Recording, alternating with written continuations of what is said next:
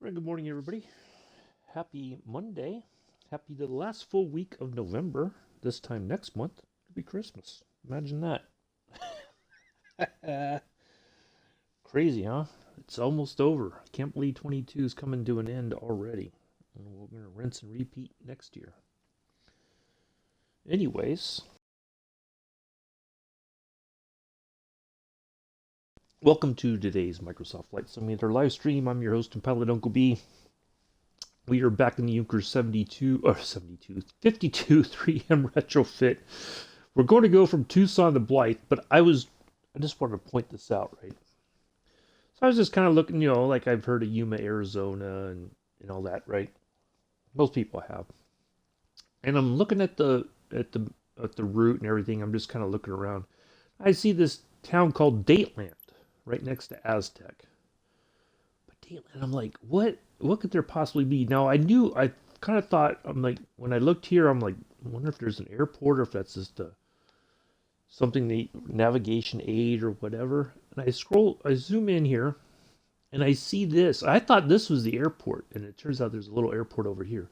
But I see this weird triangle looking thing. Now I'm going to advance the time a little bit just so we can shed some light on this subject. I want to see what this is, because this is very. I thought it seemed like an airport, but there's no indication that it is. But it looks like one, doesn't it? Like maybe there was one there once a long time ago. Yeah, looks like very much like an airport. Right, there's where you park. You got 3 different runways. Look at that. That's crazy, isn't it? Yeah, that's what it is. It's I guess it's not in use anymore. That's what it is. Yeah. So you have concrete and pavement, maybe.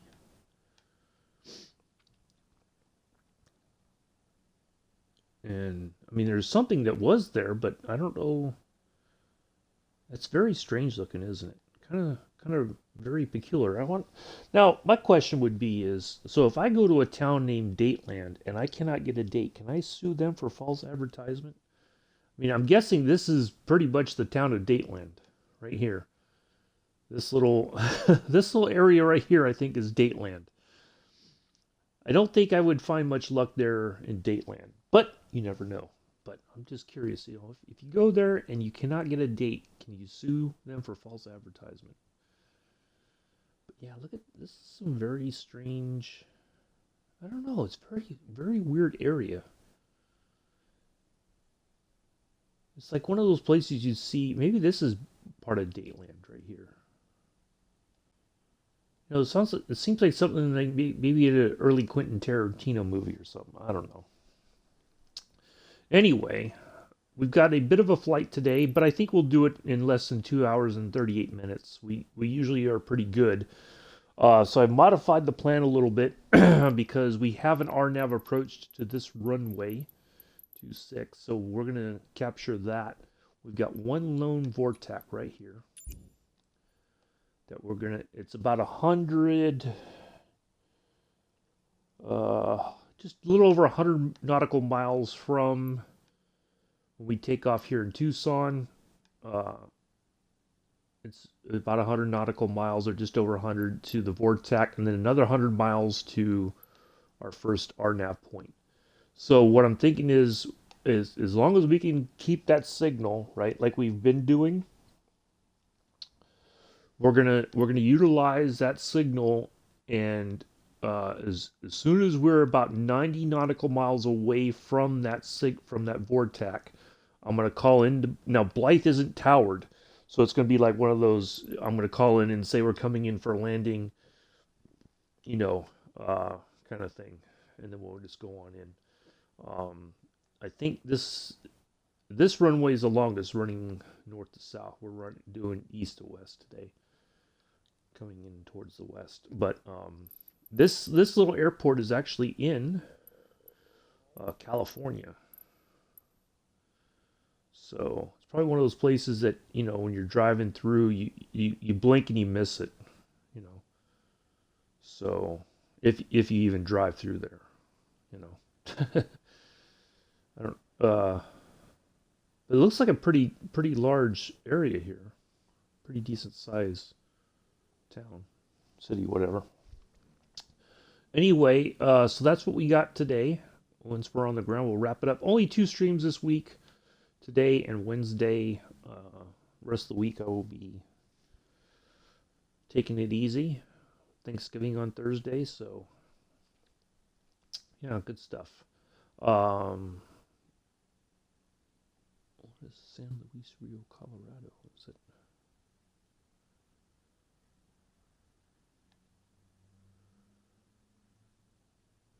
That's across the border. Looks like that's in Mexico. No. So anyway, that's what we got going on today. I spent. I don't think I've ever spent so long trying to figure a plane out. Boy, when they said the A310 is a study level, I think when I was thinking about it this morning when I was getting up, the A310 study level is like studying for an advanced calculus class, an advanced chemistry class, an advanced biology class, writing a 20-page essay for your history professor and a 20-page essay for your literature professor. That's what it felt like, because none of it made sense. Everything you thought you'd do about flying an Airbus, right out the door. Forget it. Forget about it. It is one of the most perplexing planes I think I've ever encountered in this sim. It is just, oh. But once you get it going, I'll tell you what, though. If you can get it going and at least get it in the air, you'll be like, okay, at least I got the first step done. You know, you have to. It's almost like you got to practice that a bunch of times, and then it's like, okay, now I can go cruise and then do my approach and land and yeah, it's insane. So anyway, kind of quiet in the chat. Probably will be. It's Monday. A lot of people are probably still doing the Christmas stuff, holiday stuff, whatever. So we just probably have a bunch of lurkers today. Who knows? So anyway, so yeah, that's our flight for today. I think I'm going to go ahead and get in here. I've already changed the weather. We just have a few clouds, so we're going to take off, and we're probably going to come out to about here, and then we're going to hang a right and go towards our lone vortex up here. We probably won't get a signal because this is kind of there's low mountains and stuff, I think, through here. We may not get a signal until we're about 20 nautical miles out of Tucson. So maybe somewhere around in here, maybe something like that. I don't know. So anyway, let's go ahead and is there anything else? Oh, you know what I should do? Let me just look. Okay, they always say 10,000 feet, but we never get up there. Well, we got to make sure we get over these any high areas. But I think we'll be okay. So, all right, let's go ahead and spawn in here. Get things going. Oh, you know what I didn't check? Did I change my? Because I was on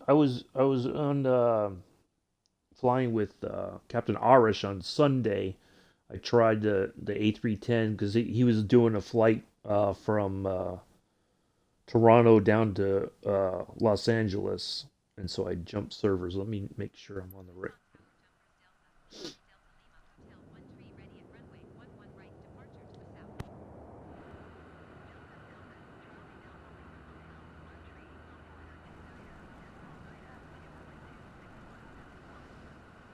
Oh, you know what I didn't do? I didn't do my weights. I didn't do all my fuel and stuff.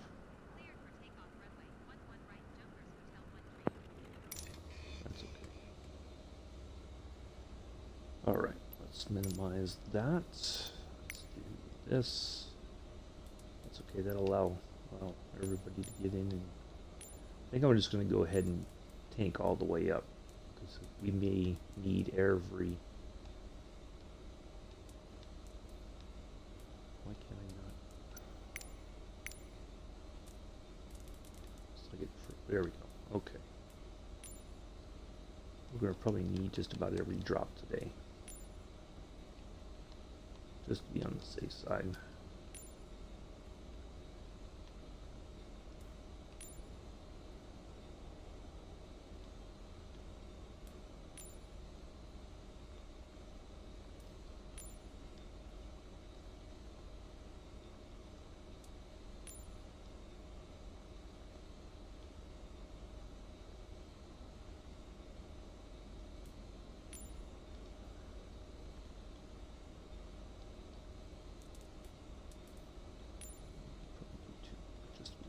Yeah, let's see how we do with this.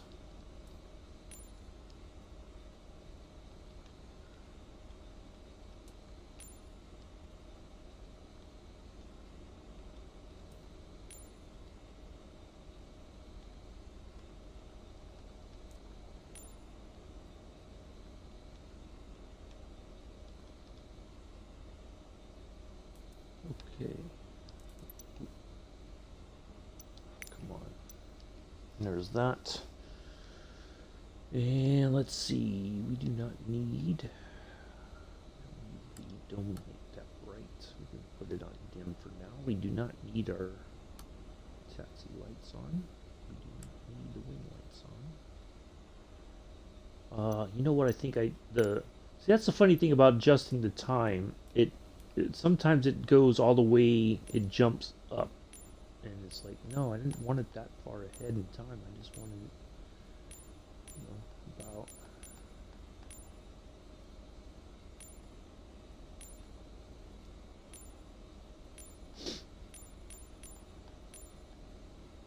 Yeah, I think that'll do. 704 is fine.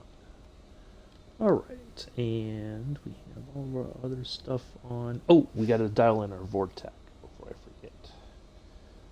11660. Oops.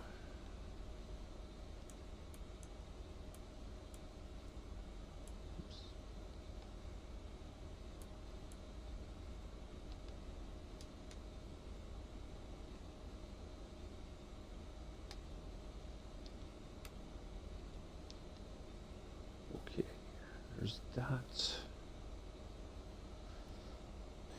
And let's see what else do we need to do. I think that's it. Just make sure we don't have anything else to worry about.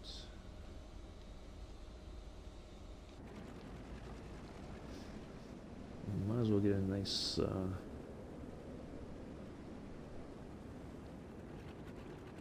oh, there we go. There we go. Nice sunrise flight. Ooh, I like that right there. Let's get that, shall we? Might be, oop.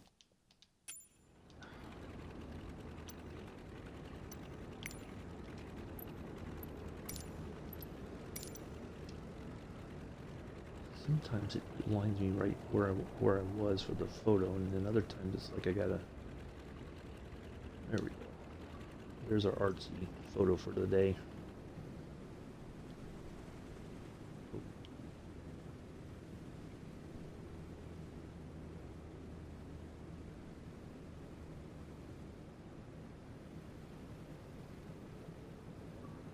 Tell you, this plane definitely photographs well, I think.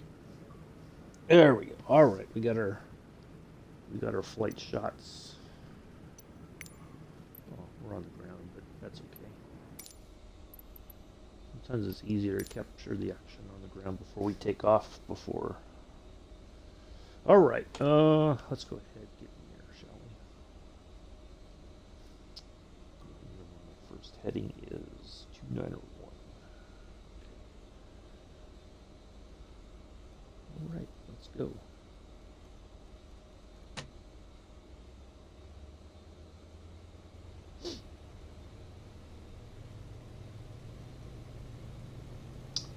Once we're in the air and on our way, we'll talk about the Q&A session from last week. A good topic once we're in the air.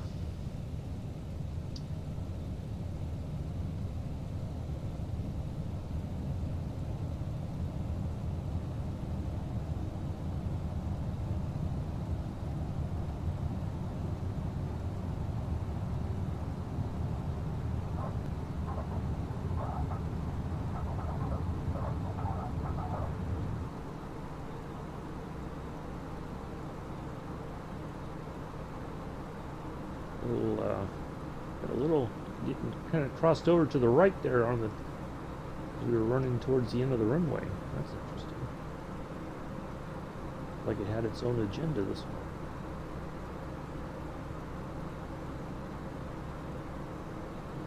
Here we go.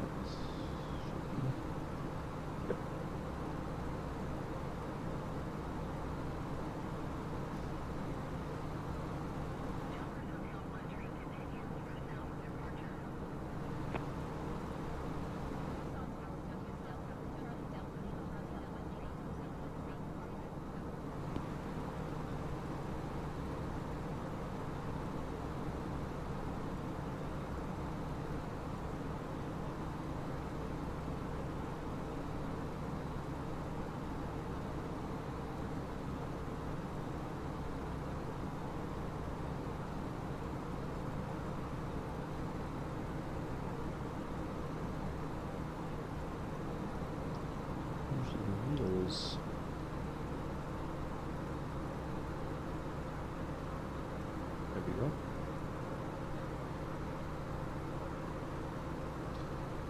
This on course here, and then I'll chat.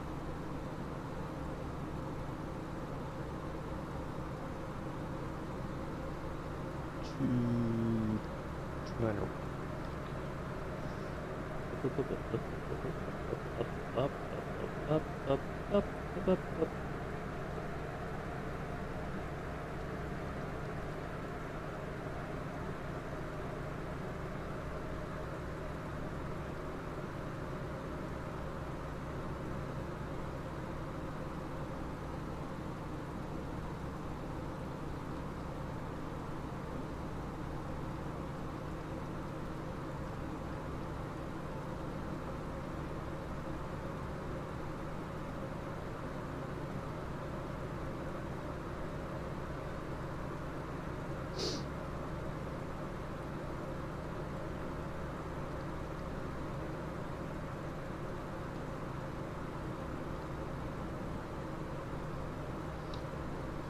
Yes, sir.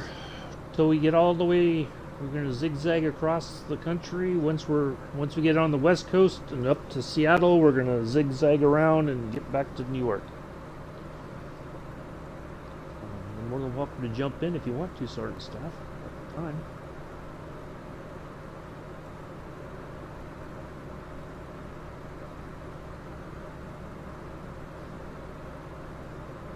Yeah, every Mondays and Wednesdays, unless otherwise noted, I fly the Junkers 52. Oh, okay. Yeah, I do the Junkers 52 flight. We're doing a tour of America. So, yeah, that's the theme. Eh. You'll be home before you know it. Hopefully you're well.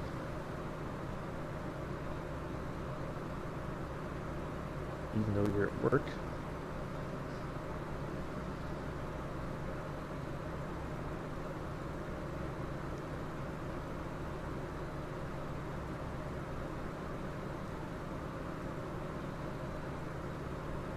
I think I need to, one of the things I gotta work on today, I need to change, I gotta update kind of Dragon now. Yeah, I never liked, when you work those late hours, it's like that, those last few hours on shift seem to just like, not fun. Clean it a little bit, I think. A little heat on the carburetors there. Oh, looks like we got our signal.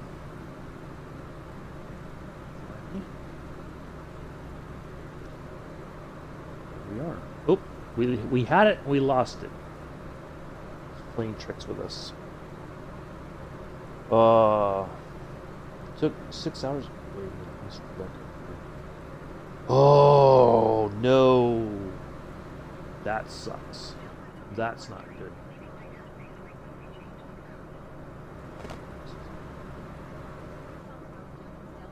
Let's just go 35.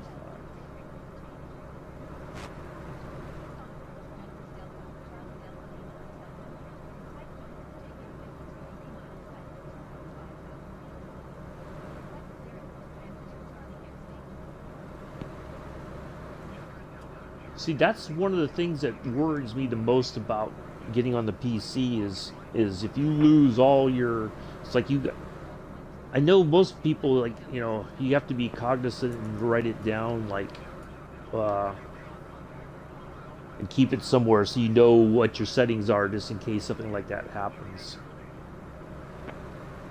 Yeah, that sucks.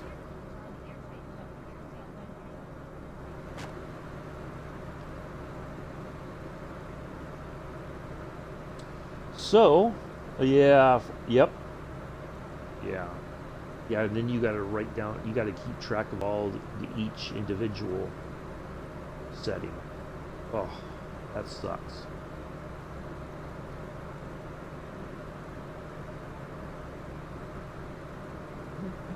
I don't know why that stuff. I don't understand that part of the PC side. Like, why does that stuff drop out all of a sudden? What's going on?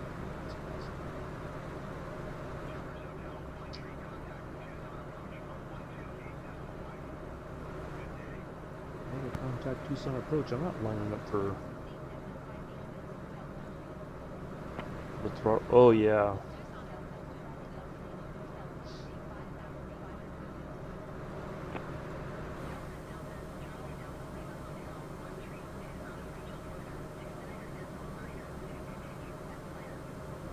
I don't know why I put the 1.3 in there. Oops. It doesn't hurt. Lucky 13. How about that? You can duplicate the set up and set the rest. Oh, it's just a pain in the butt to have to go through all that to get to that point. I imagine. So, let's talk about last Thursday. Now I didn't watch. I've been trying. I'm doing now, and I used to do this with when I watched the roadmap update for Train Sim World 2 or whatever. I don't watch the live stream, and I'm glad I didn't, because boy oh boy was there some absolute. Well, we'll talk about the clowns overall on the weekend. I didn't watch the chat in the live stream, but I just from what I saw once they got started, it was just, people were just looking for the attention in the chat and all that, as usual. When they're doing these, talking about the future, what's coming up, what they're working on, and whatever. So I watched that Saturday, and I'll have to say, now it could. I'm gonna give Jorg the benefit of the doubt. I think he was genuinely humble and maybe even a shade of embarrassed about what happened with the World Update in Canada. Because it was towards the end, he was like, it was not our best kind of thing. And I think most everybody was watching was probably like, yeah, you think? But there is a lot of cool stuff coming. They did show what, I think about the first half of 2023. So February, we get New Zealand as a world update. We're getting the Caribou, I think, as a local legend, if I remember correctly. And then March, Jorg sounded pretty confident about this. March will be the Wasm with the. Did they not look at US?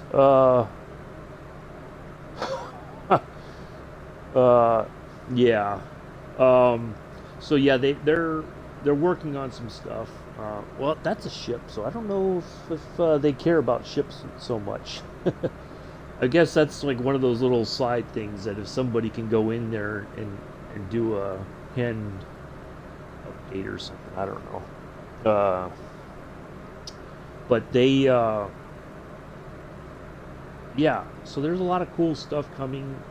Jorg seemed pretty confident about the Wasm thing for March. I hope, I hope he doesn't have to go back on his word. I really hope that, because I think if he has to, like, we got to delay it again, I think he might just have to give it up. It literally, where?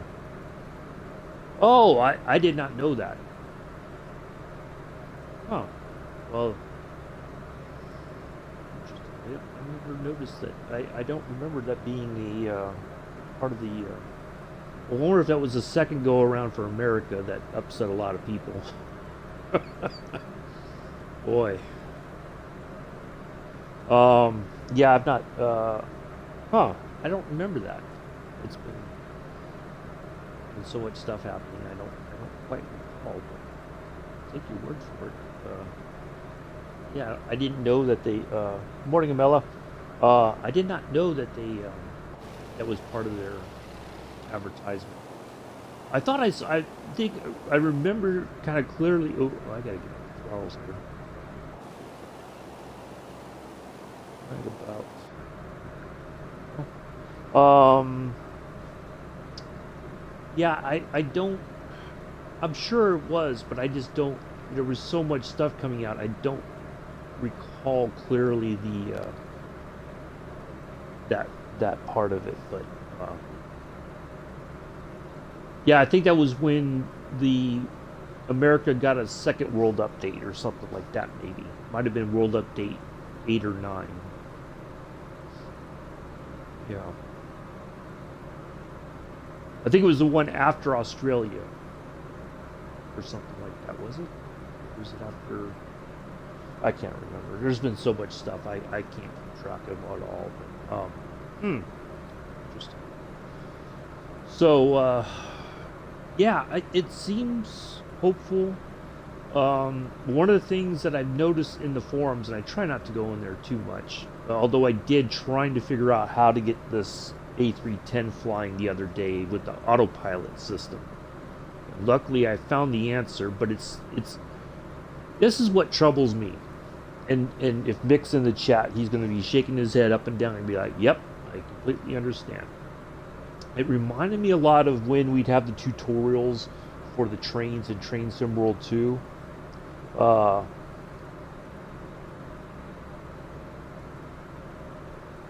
you see here, I think on the PC, see, I've heard some people, there's some mods out there already that you can improve it. It'll make it a little bit better until Aeroplane Heaven actually does an actual patch for it. But anyway, so when in Train Sim World 2, we'd get a new route, and the autopilot's a bit wonky. We get a new route, and then we would get there would be a tutorial with all the new trains, right? And so you go through the tutorial, and then you actually get out there and you start doing your timetables, right? You're running freight, running passengers, or whatever, and then something, the balance is off. That's something. I think there's a patch out there that somebody's done in the mod community that's already addressed that, but I don't know. So something happens, and you're like, how do I deal with this? Because you don't go through it in the tutorial, right? Yes, the beaver is fantastic. So you're like, why did, so then of course you go, and suddenly word gets around, oh, you got to do this and this, and this is how you fix this problem. Why wasn't it included in the tutorial, right? Why? What was so hard about including information about, okay, so if you take off, you engage this system and you do this, the autopilot will work, bam,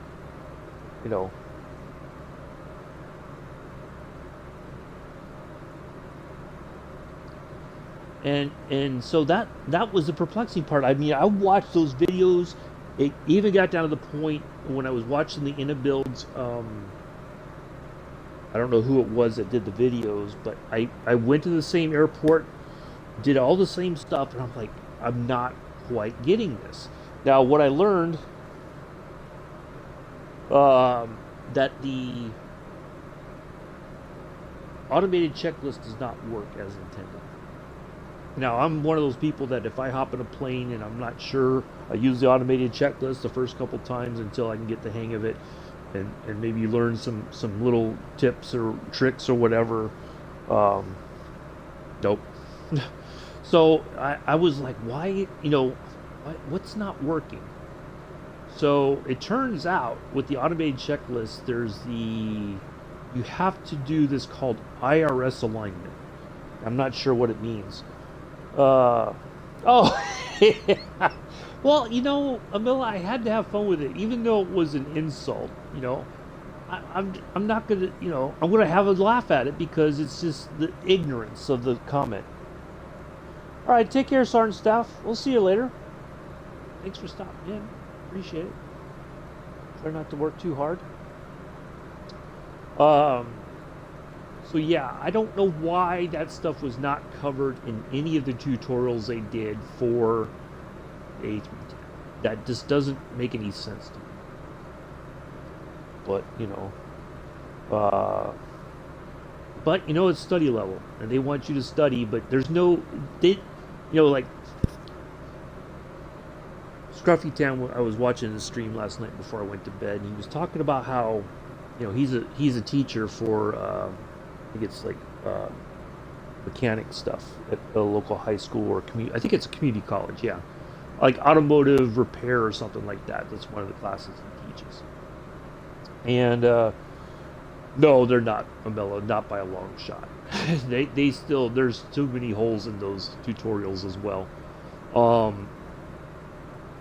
So he was talking about, if a student is struggling or he gets a number of students struggling to understand a subject, he'll do a video about it, right? But he won't give them the answer, but what he tries to do is lead them to the answer. Let them figure it out on their own. But he's like, I won't just outright give you the answer. That's not what I'm here to do. I'm here to lead you to the answer. There was nothing in those tutorials that led me to the answer of how to make this thing work. I even posted in the forums. I said, look, I do everything. I don't know what I'm missing here. Well, part of it was I was using the automated checklist, which doesn't always go according to plan. So you can't always count on that. And that proved it the other day. Because there's things that you have to do in a certain sequence, and you have to let certain things happen before you go to the next step. But anyway, so I'm just like, why? How hard would it have been to put that information in? I just don't get it. Hello, Skip. But it is I know the sounds are an issue, especially on multiplayer. Like when I tried flying with Captain Arish on Sunday, somebody else was in an A310 next to me, and it was loud as hell. Like I had to turn down my TV, I had to turn down the regular sound. I could not hear when I was watching Captain Arish on my laptop. I could not hear him sometimes because the sound, I had to turn everything down because it was just like way too loud. So that's another issue. But yeah, it's an interesting plane for sure. It's confusing.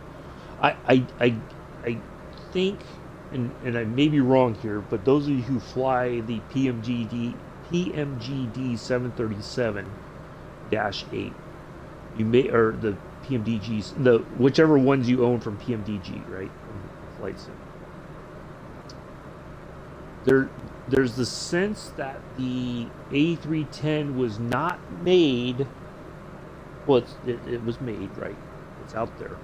It was not made for somebody who normally flies in the sim with the ATC, because you cannot get IFR clearance in there. If you use ATC, it will never give you. It's like you taxi the runway, and it's just like you're on your own. Fly up to your altitudes, descend, whatever. There's nothing that says for IFR clearance at all in the ATC menu. I don't know why, but I think it's not. They don't want you to fly with it like that. I don't know if that was on purpose or by accident. But because I know a lot of people who fly, especially on the PC, do not use the NSIM ATC. They either fly without it or they use VATSIM.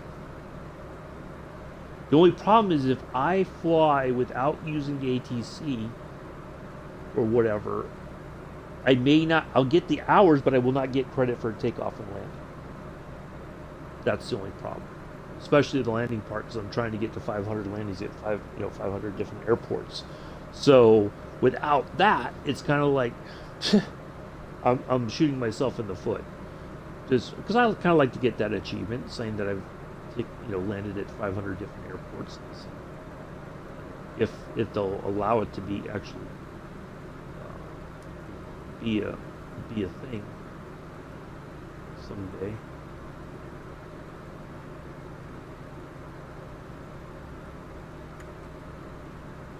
But yeah, it's a very perplexing plane. Like I'm like, how what am I doing wrong here? What did I do? All right, just under 71 nautical miles to first VORTAC, our only VORTAC, not our first, our only VORTAC. Okay. Just cruising along here. Let's see if it's good over there. Everything else should be good.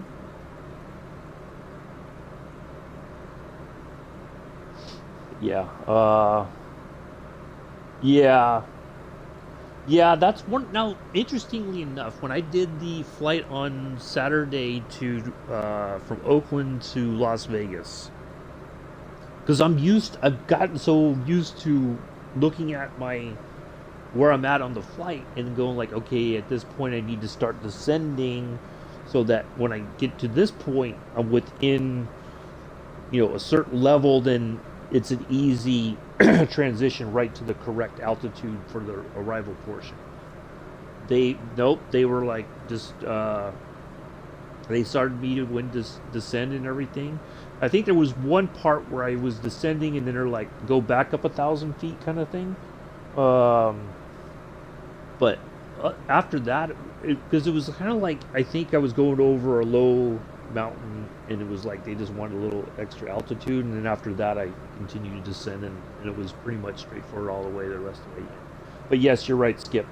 There are times where the ATC will kind of leave you hanging, or they'll leave you an extra 1,000 feet above where you're supposed to be, and then you miss your, like if you're doing an ILS approach, you will not be able to capture the ILS for glide path.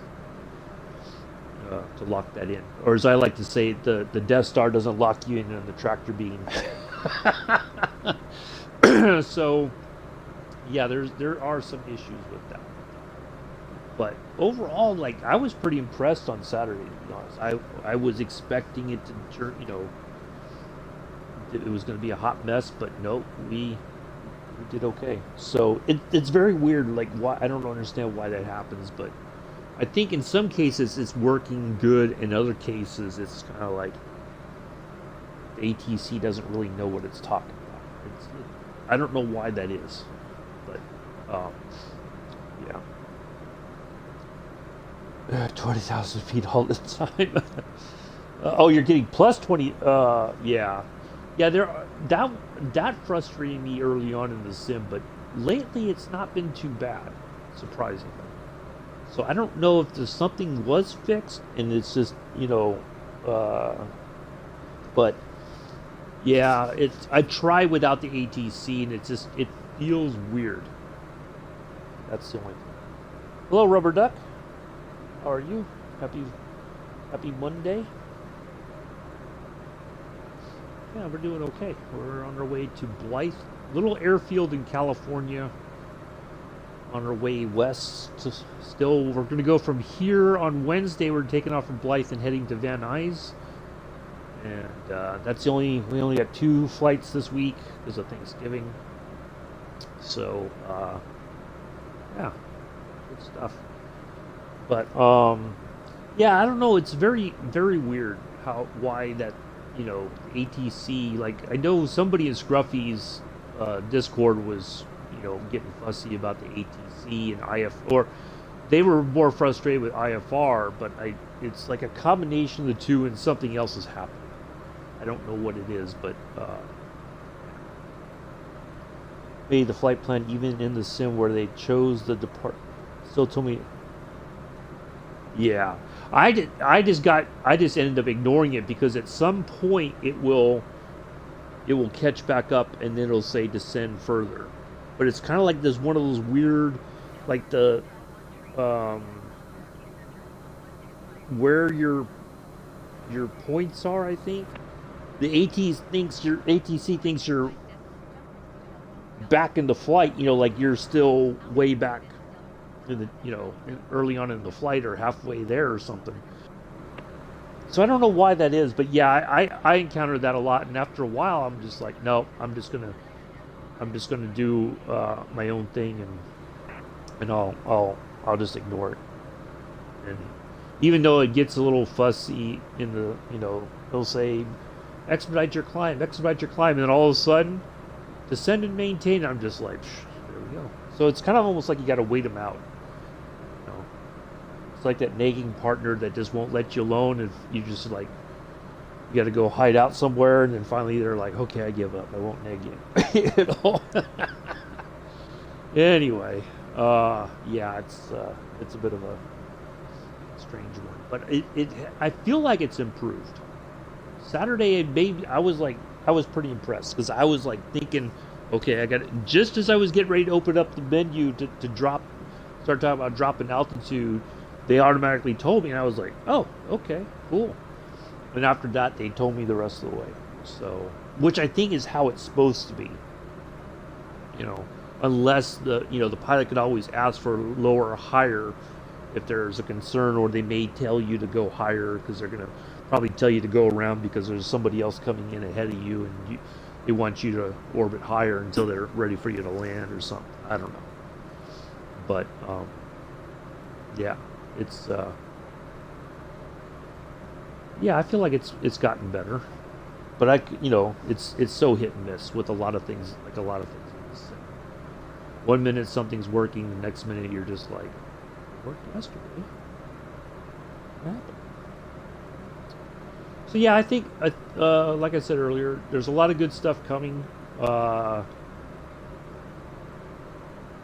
um, they're working on. They've got a beta out for the Sim Update 11. What's already been released. They've got some fixes that they're working on. I think.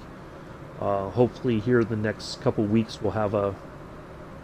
Well, I'm sure this week they're probably down to bare bones crew whoever's working on it because of Thanksgiving. Because I don't think anybody really wants to go in on Thanksgiving to work. Well, some people might. I don't know. But yeah.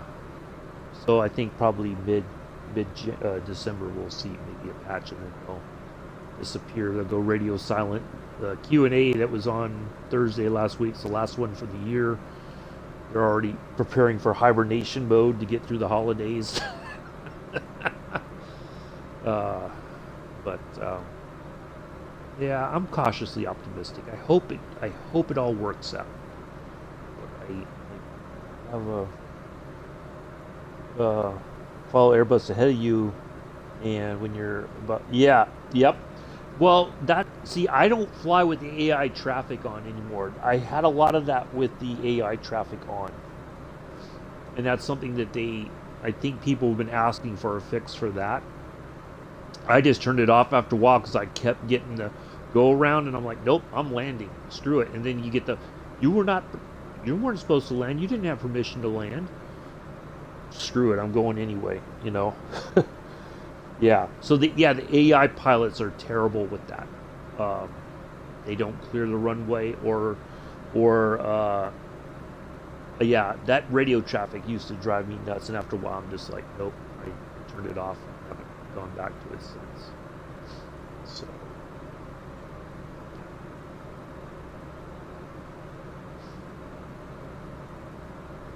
Yeah, they would never clear the runway.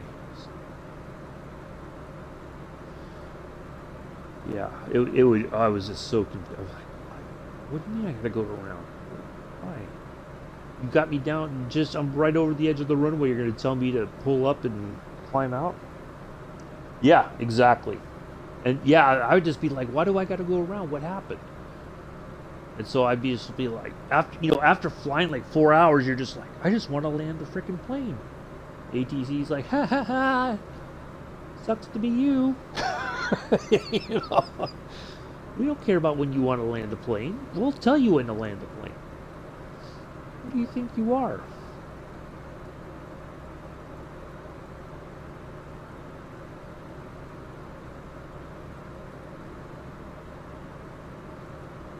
Yeah, so with the AI traffic off, it's so much easier. You can just go right on in, and you don't have to worry about it. Even if there's you see other players that doesn't count. You know, like they don't count that as traffic. You know, so you can take off land whenever you want.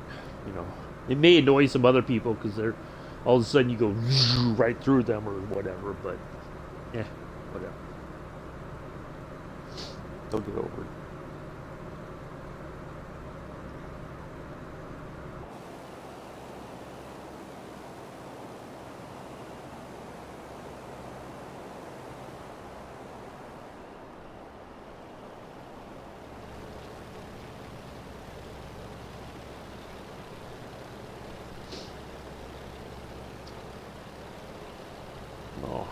Oh, yeah, I think things are slowly getting better. It's just the only thing I don't like, and I saw this a lot with Train Sim World 2, and I think even now 3, although I have not played 3 in a while.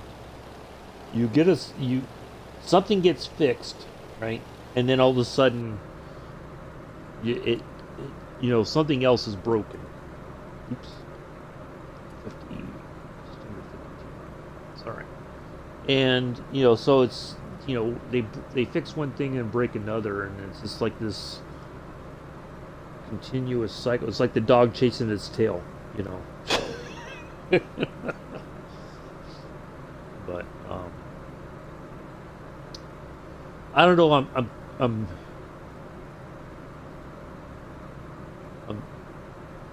not. I want to be a part of the Sim Update 12 beta test, but I'm not 100% sure I should. And part of it too. Oh, that's the other thing I was going to say too. I was reading in the forums. A lot of people, like I'm on the Xbox Series S, right? And I should have put that in that little thing, but I had to poke a little fun at somebody that was being insulted last week. Anyway, on this S, like it doesn't look too bad, right? It looks pretty decent on the Xbox Series S, I think. It's not perfect. Well, you get this little weird line right here, right? And I don't know if that's. Oh, see, now it went away. No, now it's back. So, I don't know. That was one of those things I think. Oh no, it's just a line in. Oh, okay. Anyway, a lot of people are saying they don't think that the S has, as the improvements continue, that the S is going to have the necessary oomph anymore. Like it works, but it's going to be like it may come a point where it's going to start to struggle.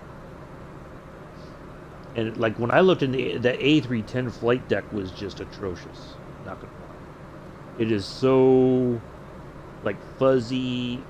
Like you can't read a lot of the stuff. It was just like how, why? But anyway, so yeah, they. So I kind of feel like the. I may have to get an X. All right, take care, Milla. We'll see you later. Thanks for stopping by. I'm on S2. I miss seeing the other aircraft correctly. Yeah, I may have to step up to an X because everybody's saying that the X is the closest thing that has a graphics card that that you would find in a PC. Not the latest graphics card, obviously, but a graphics card powerful enough to handle the sim. So I may have to get one. They're a lot cheaper now. They finally come down in price, but after a couple years.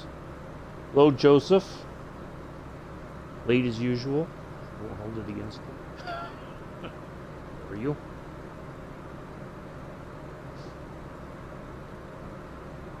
Guess you were out patrolling the mean streets of your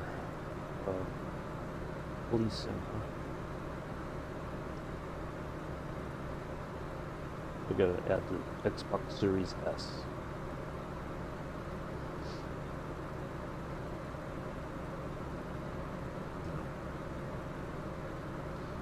You know, one of the other things.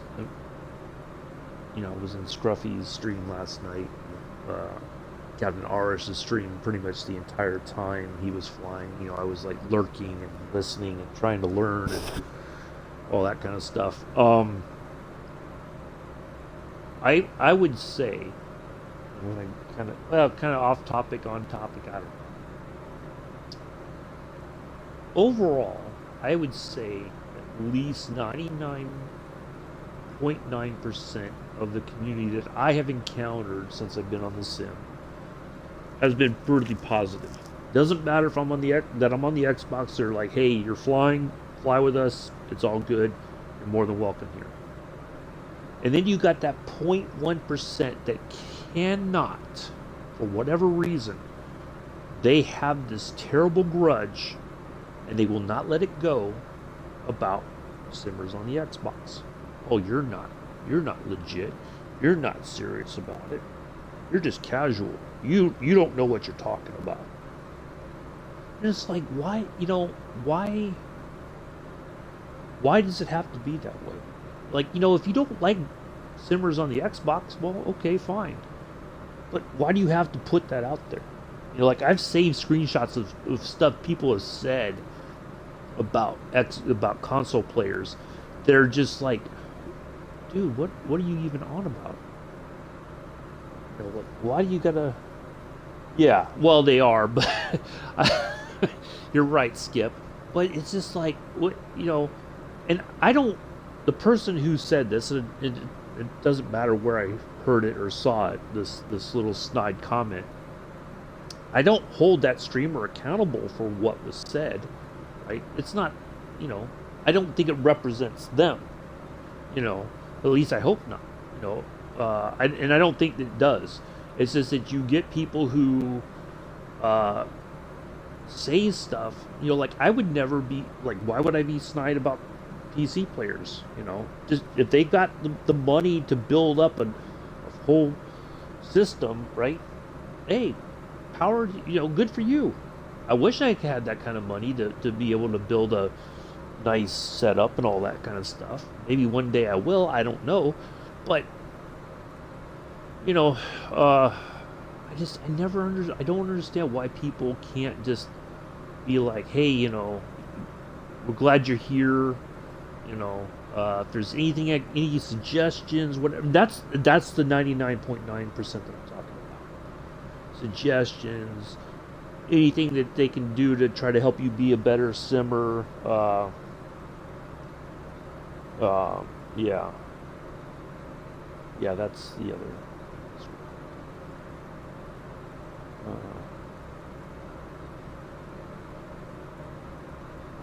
Yeah, I mean, I don't think, I mean, like, it's really difficult sometimes being on the Xbox because we wait for so long for stuff to get approved, and then the PC players are already, they've had it for, like the, what was it that came out that, what was it? Something came out and it was on the PC, and then it was like a few weeks, maybe 3 weeks later, we got it on the Xbox. I don't remember what it was. It was a plane, I know that. That's the frustrating part for me. But I understand that there's a process. that they go through. That if they once they submit it to Microsoft to be included in the marketplace, there's a whole bunch of stuff that it's got to go through before they release it. That's it. That was the one. Yes, thank you, Rubber Duck. That's it. And like I was almost of the opinion that we wouldn't get it at all on the Xbox until after the Wasm fix happened, and then bam, there it was, and I was like, oh, okay, yeah, 4 to 5 weeks. That's it. Because I never expected it after a while. I was like, it'd be great to have, but I just didn't. When the Wasm fix got delayed until Sim Update 12, I was like, we'll never see it until then. That was what I was expecting. So when it came, I was like, oh wow, this is quite the surprise. But I try not to expect anything. That's why I don't go to like the, early on when I first got on the Sim, I'd go to the Microsoft add-ons website, and I'd see all this stuff coming out, and I'd get really excited. And then Thursday would come around, and it wouldn't be there, and I'm like, wait a minute, I thought this was coming out Thursday. Or even in some cases are like out now, so I can get on the Sim and down, like, okay, it's not in the marketplace, what happened? I didn't understand like the whole process, right?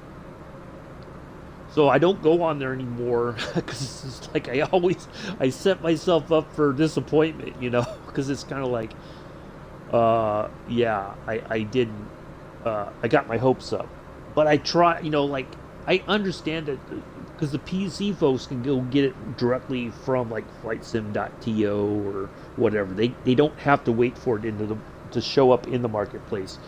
And the only one that I think people say you have to get in the marketplace is like the Coronado planes.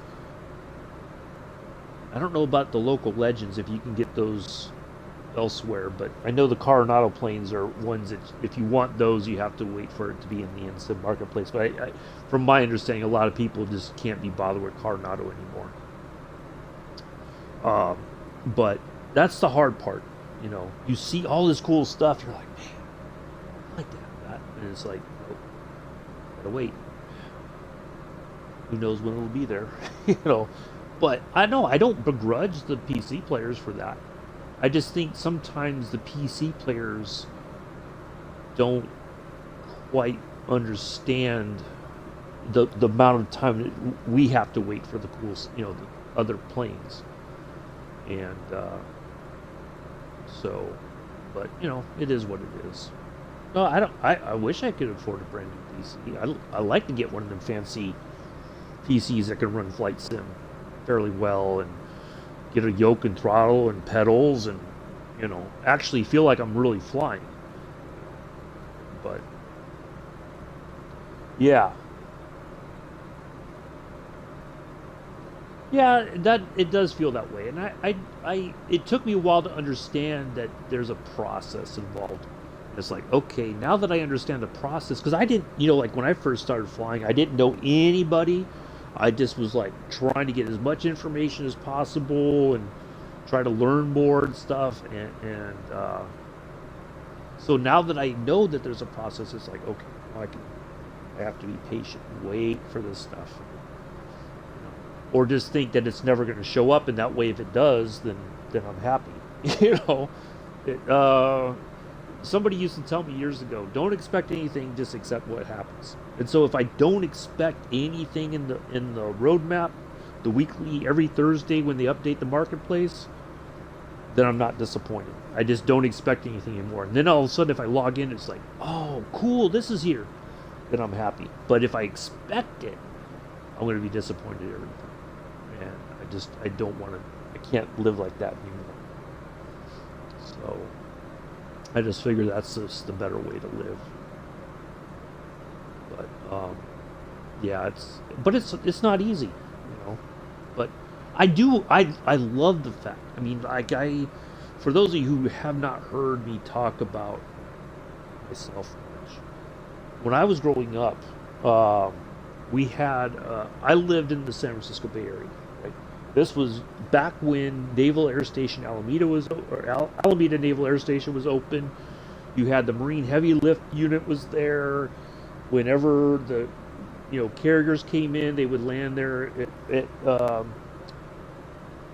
at Alameda, you know, it was just, there was a lot, you know, in the local airport where I grew up, the Marines had two F4s that took off out of there, like they'd scramble and take off, kind of like a fighter intercept sort of thing. You know, so I grew up around aviation, and I remember going up when my grandparents were alive. We would go when they lived up at Lake Almanor after my grandfather retired from Montgomery Wards.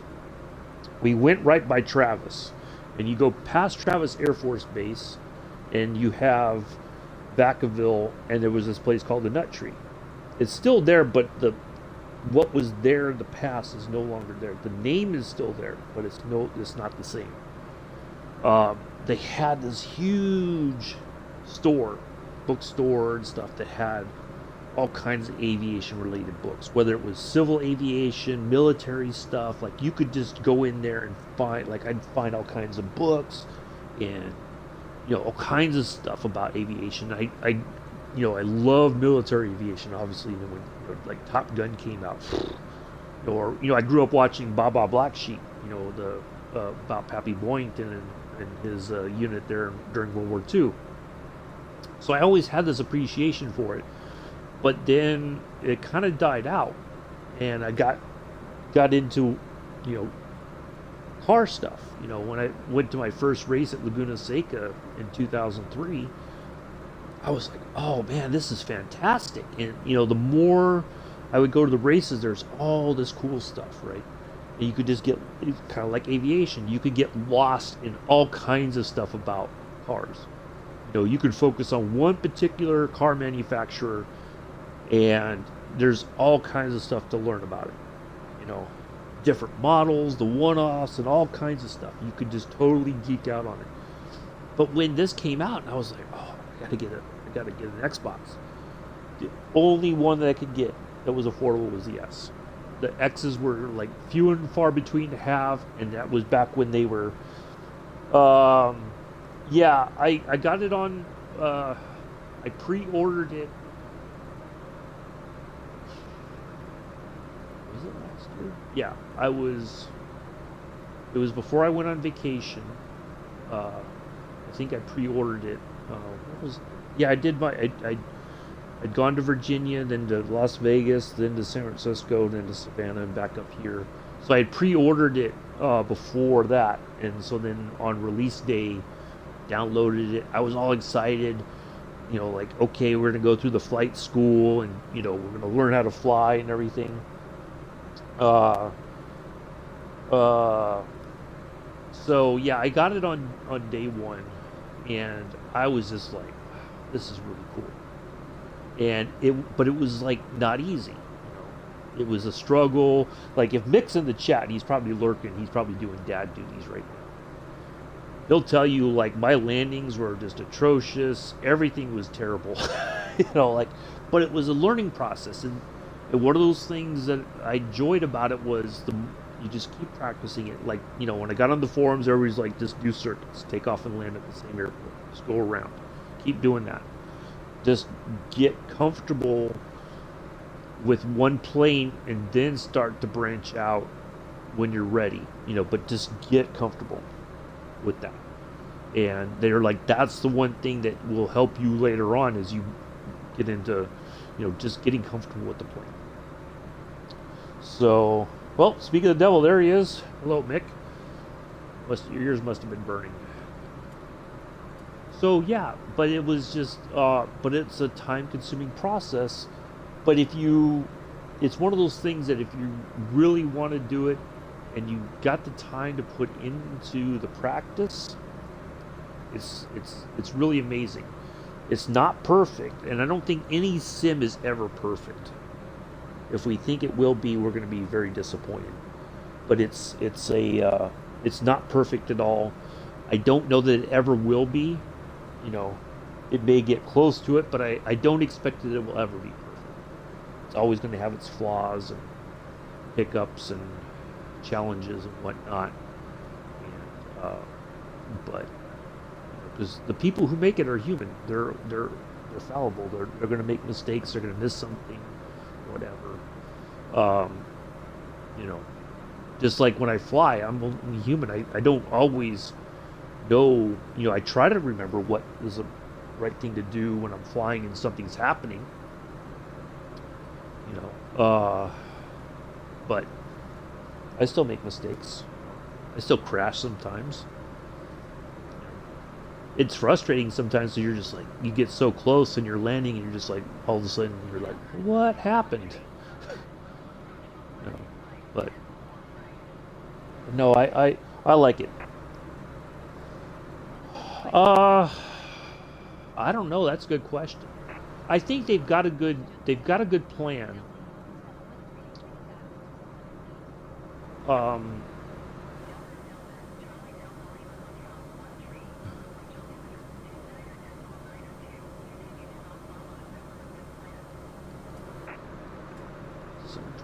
um,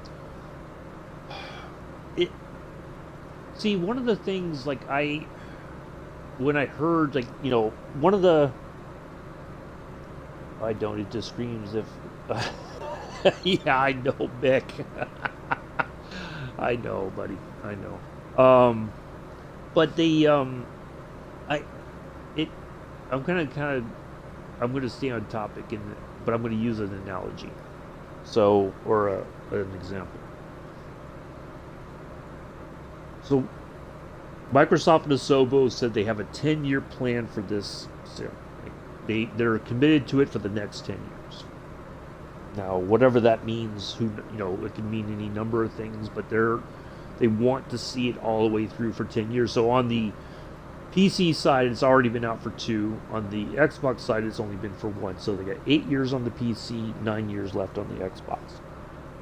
Roughly. And that includes when in that time, the next generation of Xboxes will probably be released with better, or even an updated X or S with better graphics, right? So, you have all that stuff to consider as well.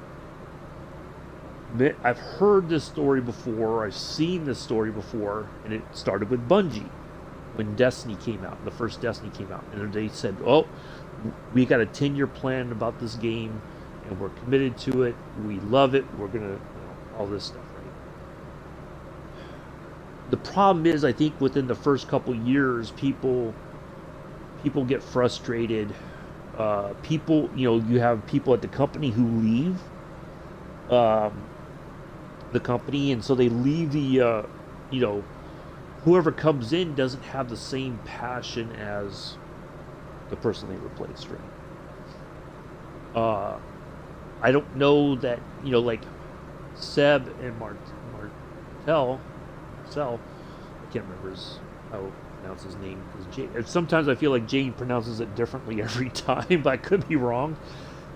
They're it's like Seb's a co-founder and CEO of Asobo. Um, Now there may come a time where he might sell his stock or whatever, step down, and stuff like that. Whoever takes over may not have the same passion and drive. Hopefully they do, whoever that is, but there's no guarantee of that. Right? As far as the future,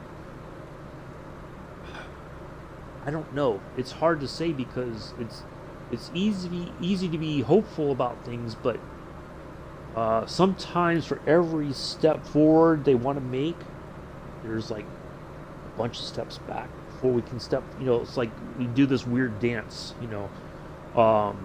But that's just part of the. It seems like that's part of the way it goes sometimes. Not that it's right, but that just seems how it is. So I hope I get the sense like when I saw they had the little video that when Jorg and some of the other Microsoft folks went up to Oregon went down to Oregon, I should say, to Evergreen, the flight museum and all that there, because wherever it was, that's where the Spruce Goose is, and he was very excited about you could tell it was like he was a kid in a candy store or a toy store. He was just like, oh, this is fantastic, and I get the sense that he cares about aviation. He wants to bring stuff to people who may never have the chance to get private pilot's license. But this, this is the closest they can ever get, and they're okay with that. And he wants to, I think he really genuinely wants to bring that to people's lives. There's people in the flight sim community who are flying that are, who is it? Lilo and Roberto. Like, he had, I think Lilo has a, I don't know what it is that, but he's disabled in some way, but he still is able to fly. So to see stuff like that, and I think that's stuff that Jorg and the team can be proud of, is that they're giving people a chance to fly, even in a simulator, they would never have a chance otherwise. So I think that stuff is fantastic. I hope that sort of thing continues and improves, and you get more people excited, because it's like if you talk about like the space program back in the day. If you listen to the stories and you're inspired by the people who, got their engineering degrees and helped develop these systems, and you're like, I want to do that, then that's an inspiration.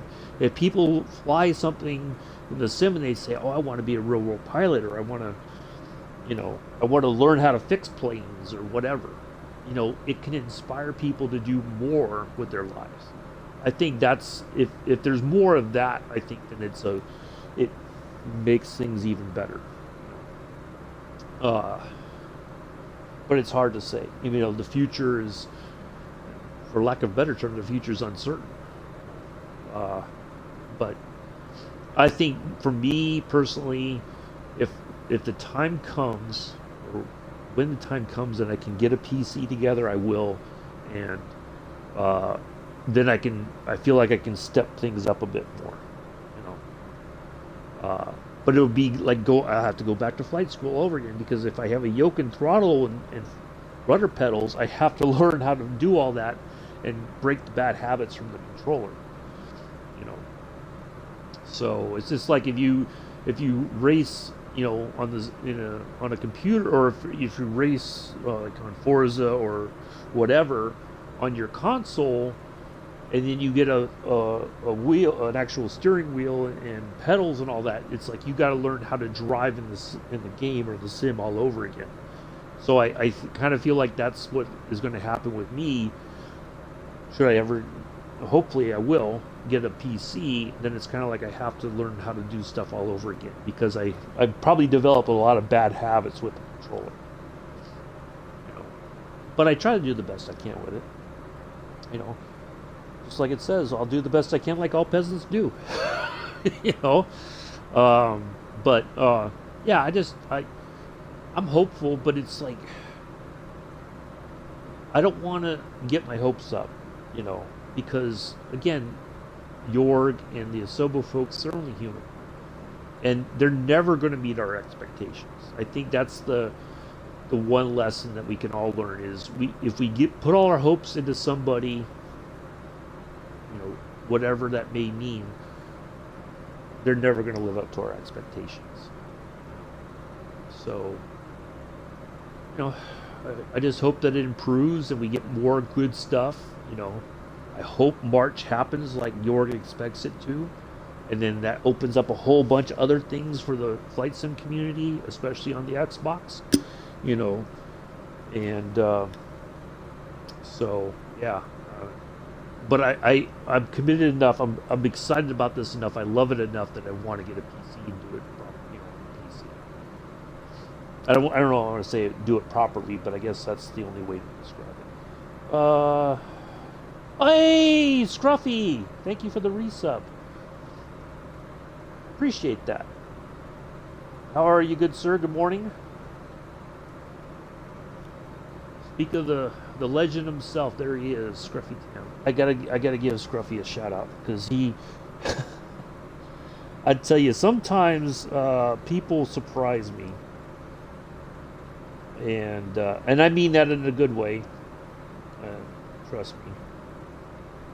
I think I have anything else there. I'm not sure I do.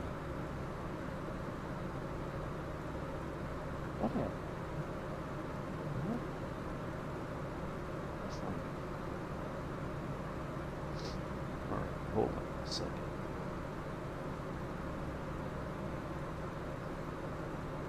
Yeah, you're welcome. I'm glad. I'm very, like you were saying last night, you got to pay it forward, and people, you're one of the reasons why I try to do the best I can, and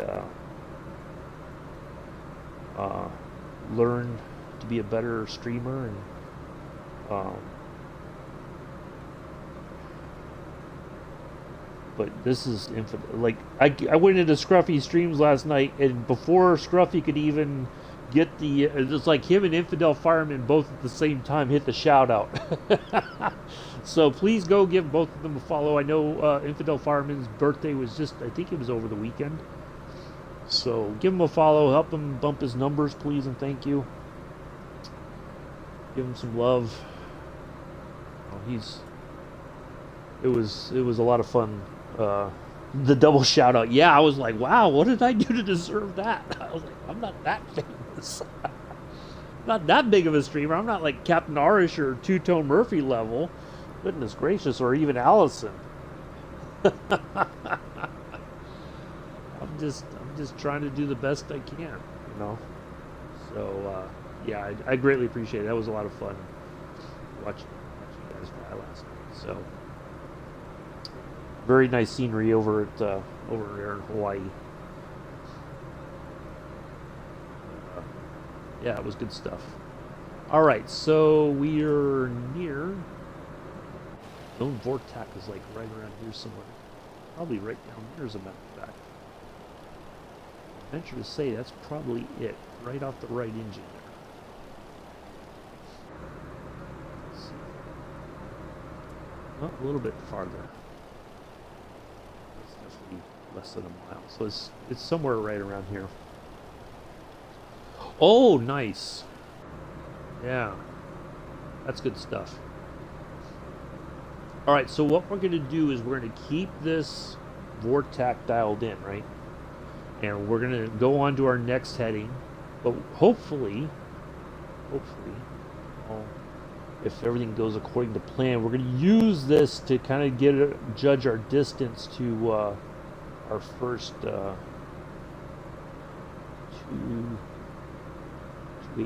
so if we just stay kind of on this way, perfect. All right, so it's picking up. So for those of you who missed it earlier, so what we're going to do is we're going to use that Vortac, and we've got the DME equipment right here. So when this is, hopefully we keep the signal for as long as possible. So it's about 100 nautical miles on this leg, and what we'll do is once we get, hopefully we can get it like 80 miles away from the Vortac, and then I'll 80 or so, not at that point I'll call in to because I don't think it's a towered airport, so we're just gonna call in and say we're coming in if we can find them on the list. So yeah, but yeah, I remember you were talking about that in your stream, Scruffy, about the little dune buggies or golf carts or whatever. That's awesome. Good stuff. Glad to see you here. Hopefully you're having a good Monday. Are you off this week from school, or do you got to go till like the middle of the week and then you're off for the rest of the weekend? Like Thursday, Friday, Saturday, Sunday, Monday, or Sunday kind of thing.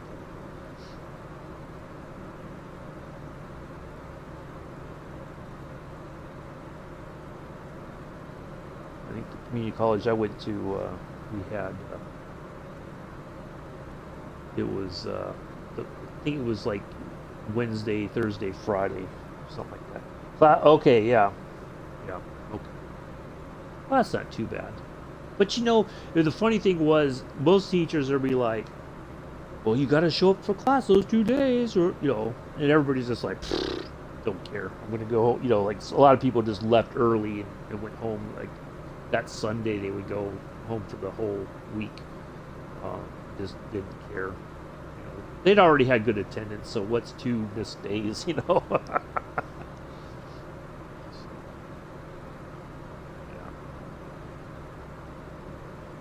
But yeah, you could tell, like, most people, they show up and they're just kind of like, eh, they don't really care. Even sometimes, unfortunately, some of the teachers are like that. They're just kind of like, I took roll. Okay, you guys, let's talk for a little bit, and then we'll leave for the day. you know, uh, so yeah,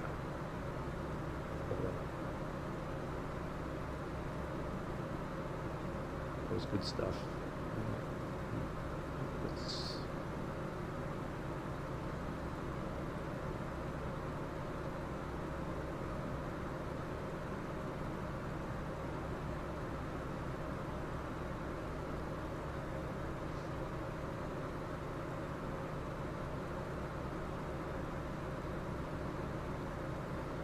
yeah, yeah. That and some teachers would do that because you'd have those teachers who are kind of like, we'll talk for like 30 minutes, kind of go over some stuff. Ask anybody can ask questions, whatever. And then it'd be like, okay, I think we're here long enough. But then you could have those teachers like, oh, we're going to be here the whole and everybody's just like, really? But I think your class, it sounds like there's a lot of information, and you want to make sure they got everything that they need, especially if that's a career that they're looking to do. They can't just say, oh, I'm not gonna, I don't care about this. It's, they if it's going to be a career, they really need to put the time in. So, but I'm sure there's some people are just taking the class because they thought it was going to be an easy class.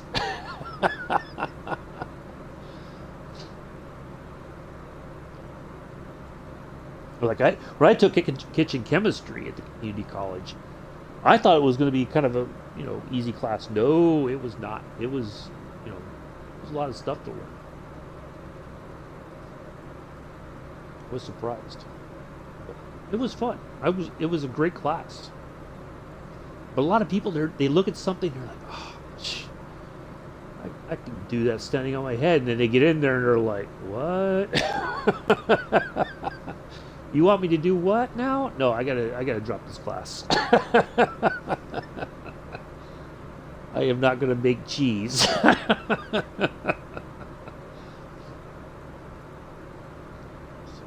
yeah, that was I always loved talking about that class. Yeah, exactly. Well, just like even when I took the radio production class, a lot of people were like, "Oh, I can do radio." Like, no, it'll be easy. And those were the people that they hardly turned any work in at all. You know, they would never have a show to play for the class on a Friday, so that we could give them feedback. And after a while, the teacher would just be like, or the instructor, who was an actual DJ, radio DJ, would be like, well, past the midterms, if you haven't gotten this much work by now, you're probably going to fail the class. So, but, come talk to me, we'll see what we can do. So some people probably barely squeaked out with a C, if they were lucky.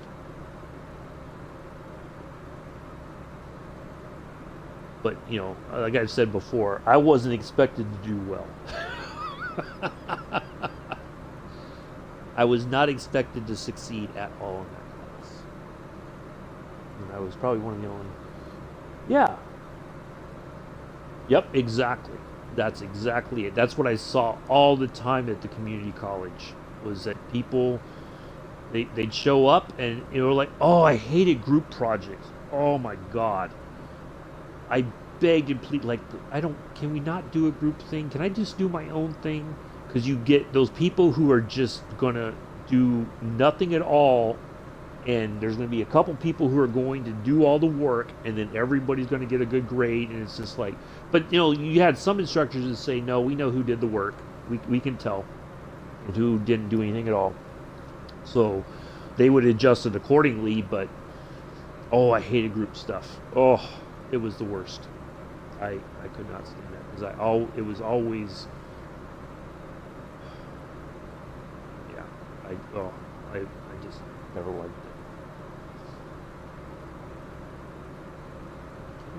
it. can I write something up, do my own research, do my own project? Nope. We have to do a group project. I'm like, well, there's a group, me, myself, and I. There's my group. I like that group. It's up to me. It's up to me in that group to succeed or fail all on our own, together. Yeah. Oh, that was always the one thing I never liked about school, especially when I went back to the community college.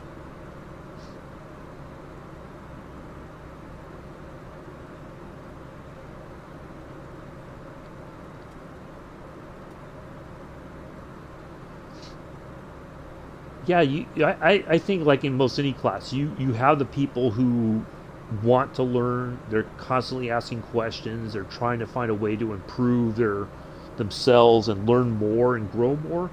Yeah, those are the, I think, even when I was a tutor, those are the most rewarding students to work with. Like if they're just want to soak in all the knowledge that they can within the time frame that you can give them, they're just like, tell me more. Give me more information. Still here watching F. Okay, Joseph? We have guests in the chat. Come on now. Don't be so watching. Oh, okay, you're watching football. All right, that's fine, Joseph. Can't be so vague when we have guests in the chat, Joseph. Come on now. Yeah, that was one of the things I did like about tutoring, was that if you have somebody that just wants to continue to learn and improve their knowledge, then it's like, yeah, fantastic. Yeah, that's all it takes. And like one thing I noticed is that when a student comes into class, you got that first day laying down the law, rah. And so then a lot of students, when they start to struggle, they don't feel like that teacher's approachable. And so they never, ever, they never go to the teacher and say, look, I'm struggling, I got this going on, whatever, I need help, what can I do? Can I turn in any extra work to try to bring my grade up? Anything like that. They're just like, the teacher already laid down the law, they don't care. And by then, it's like when the teacher and the student finally talk, and then all of a sudden it's like, why didn't you tell me this earlier? And some students I've heard say, because I just didn't think you cared, And so they don't put forth the effort, because they're just like, it's a lost cause.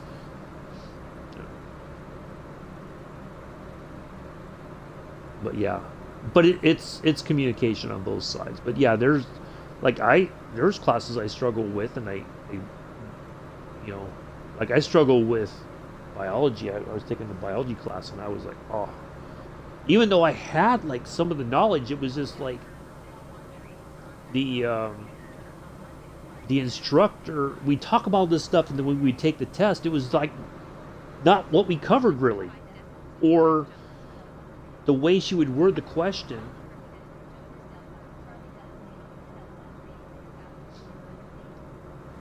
It would confuse you. So you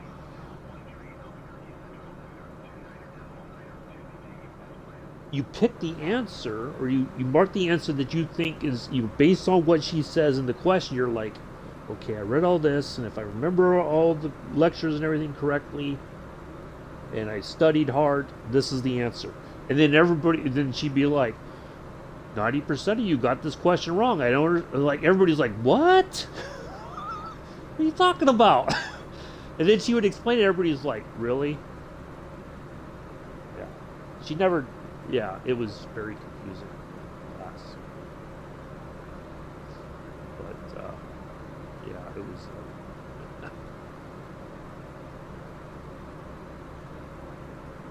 but yeah, I saw that a lot of times, and I when I went to 2 semesters at Syracuse, I struggled with that because, like they were, like there was a day the photography teacher I had she's a National Geographic photographer. Her and her husband are both like professional photographers, work for different magazines and newspapers and all kinds of stuff, right? And there was one day we were on class, we had class, and I was just having I was really struggling that day. I wanted to be in the class, but I just was like, I said, I promise you I'm here. Can I just not I'm not in a place where I want to be seen on the Zoom call or whatever. Nope. It was so miserable. I was like, wow, any other person, she probably would have been like, yeah, it's fine. But if I say it, it's like, nope. It's you know the rules. You know the rules, so you got to follow them. And I'm like, no, I'm just trying to tell you without saying too much information. Today, I'm just having a bad day, and I'd really not. I want to be part of the class, but I don't want to be on screen. Nope. So yeah, I think that's why people they don't feel like the professors really. I think part of it too, you teach so many people that you don't know all of your students very well. So yeah, I think that's part of it. Oh, look at that fake sunrise. So the sun's already up, even though it's only 6:42 in the morning here in this part of the world. Going on 5:42. We're almost into the 3-hour time zone. Yeah. Oh, she was a tough instructor. Oh. I'll put it this way. She was because we were doing all this stuff virtually, and some of the assignments I struggle with because I didn't have access to when we had to do portrait work, right? And I didn't know anybody in the area that would do portraits of, and I'm just like, I can't, what am I supposed to do? So I told her at the end, I said, there was times in this class I hated photography. I straight up started to hate it.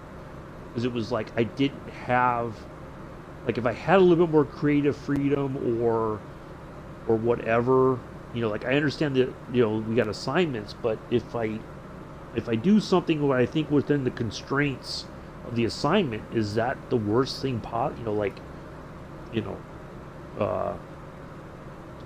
Oh, yeah, it was miserable.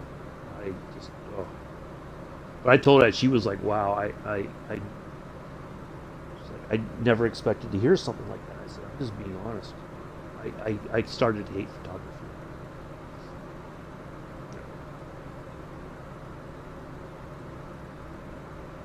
I think that really kind of surprised her when I said that. Or she was. I don't think anybody had ever told her that before.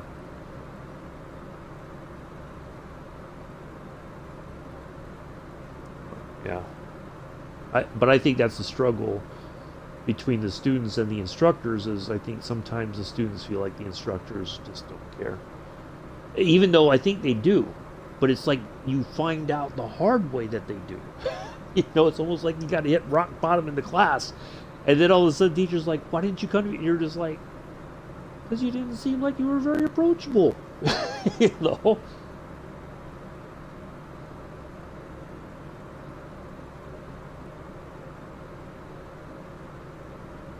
But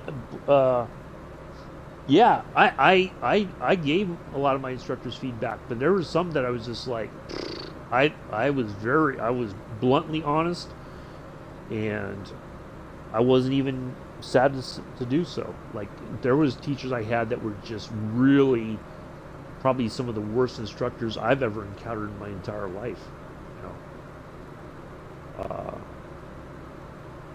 They just,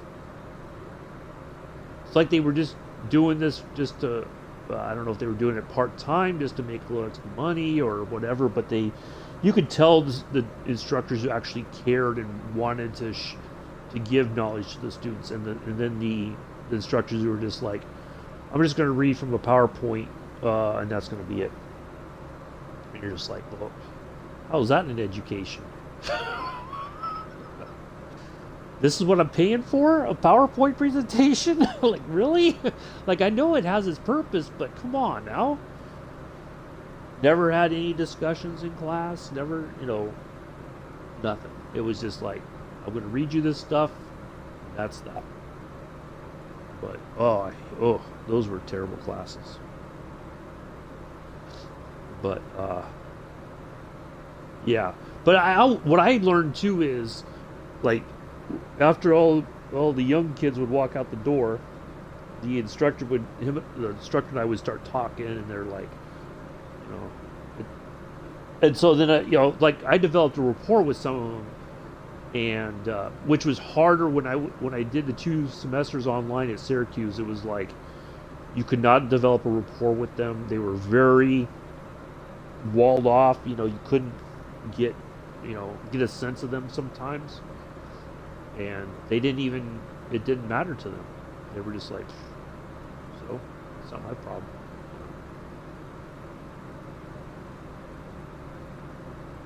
Yeah, it was very difficult, but I think I learned quite a bit, and sometimes you learn more about yourself when you're in those situations, and which is nothing wrong with that. All right, 32 nautical miles past that vortex. Still got the signal.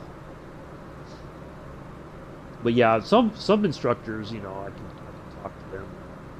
If like I was struggling or something, or I did bad on a test, I'd say, is there any way I can make this up or whatever? If not, it's fine. But, no harm and no foul in asking. If the answer is no, the answer is no. But, they'd say, you could do this essay or something, or write a paper about this, or whatever. Something like that. So, you're like, okay, I can do that. Yeah, ooh, Syracuse was...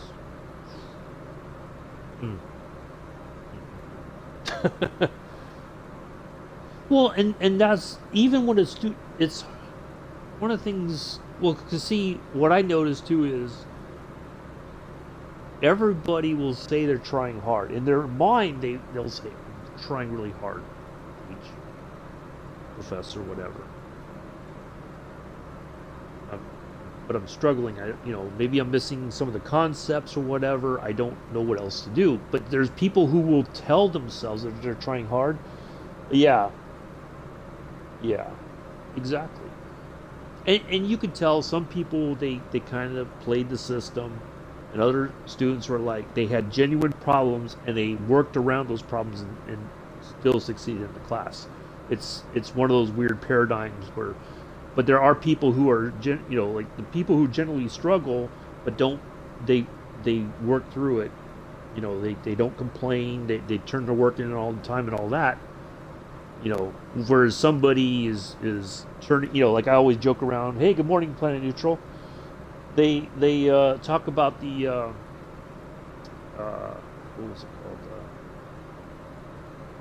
I joke around about C work. Like, there's times where I would be like, I kind of write a paper and I'd say, you know what, I'm just going to do C level work. And I would end up getting a better grade, but I'm just going to do C work and move on,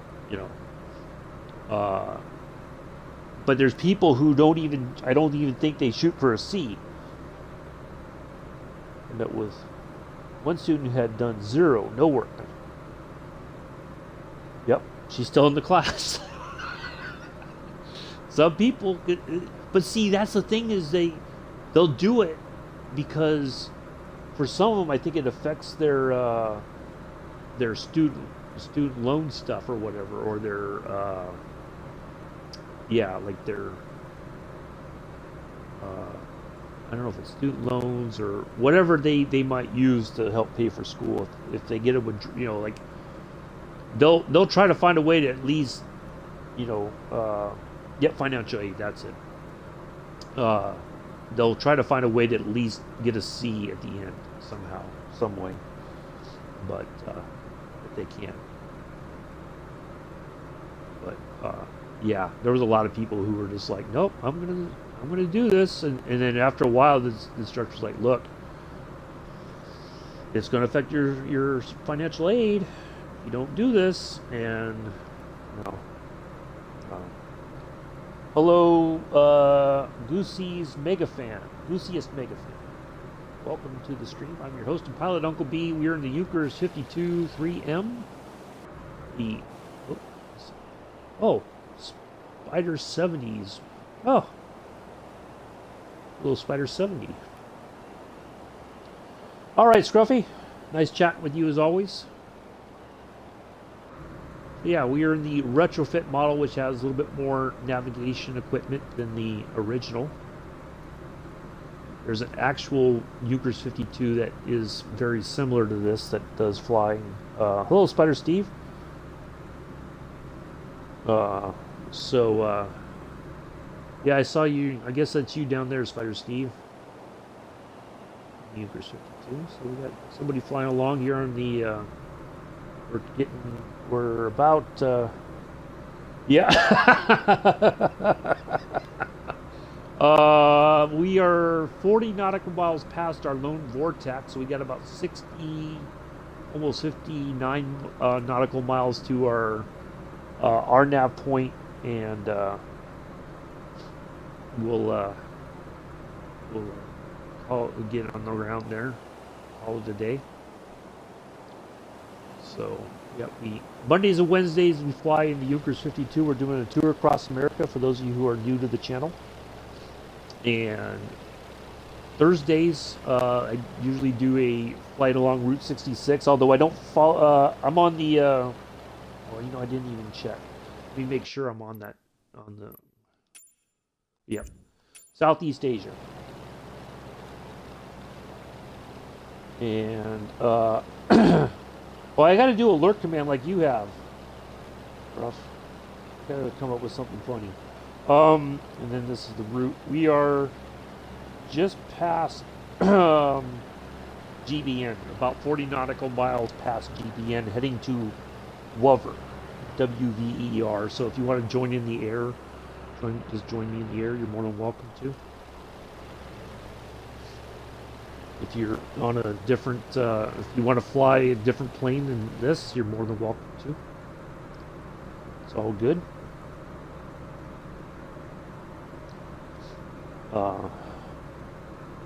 Yeah, there we go. So yeah, Fridays is usually like a general aviation flight, or well, last Friday we did a flight in the DC-3. We're doing every other Friday will be a flight across Canada in the DC-3. That's the plan. And then I don't stream on the weekends usually. Last Saturday I did a stream with my friend Watt Bickford and Amela. We did a flight from Oakland to Las Vegas in the A320. And there we go. So yeah, only 4 days a week, Monday, Wednesday, Thursday, Friday.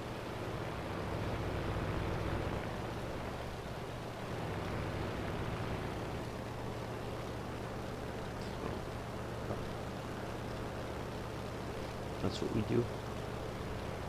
So we're headed to Blythe, which is in California. It's just a little airport, little town. I think just on the west side of the Arizona state line somewhere. So we'll land there. Wednesday we'll take off from there and head to Van Nuys. No stream Thursday or Friday this week for Thanksgiving, and then we'll be back at it on Monday. Finish off the month and get into December. But I usually start about 7:10 Eastern. I'll fire up start the stream. Give it about 10 or so minutes. If anybody wants to pop in, they're more than welcome to. Or if I've already taken off and you missed the information, you could always put the exclamation point route. I'll give you the information about where we are or where we're going or what the plan is.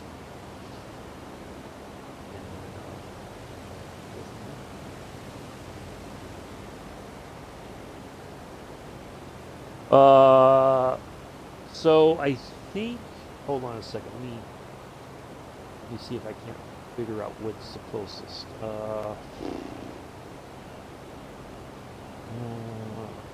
Probably Glendale Air Force Base. Uh, if you hurry,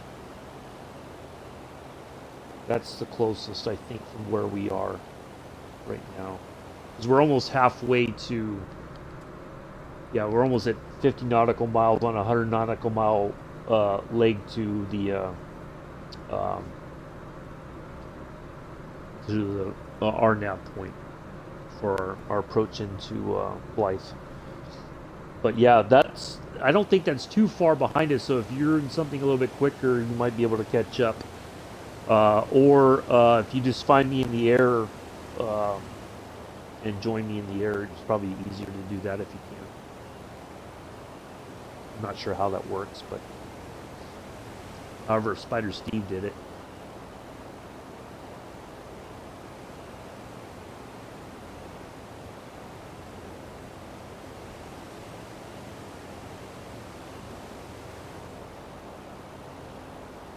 Otherwise, that's the closest airport that I know of.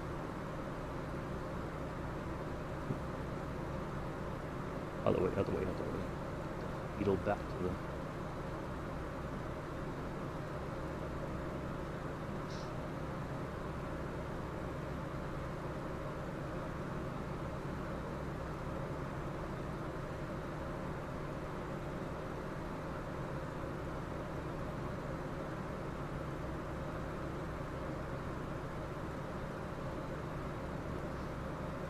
Yeah, I think that's the closest. I don't. Let me zoom in a little bit more. I don't think there's anything else. And KGF,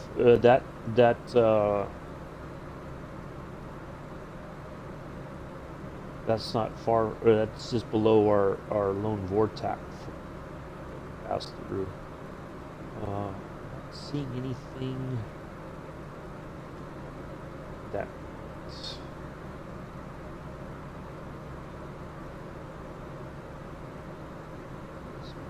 The airports to the north.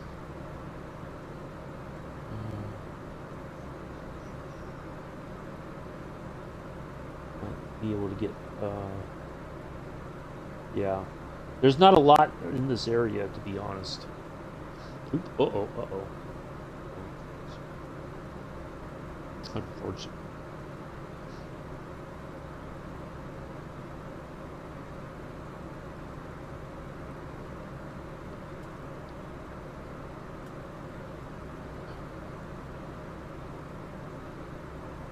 But if you can't catch up to us or whatever,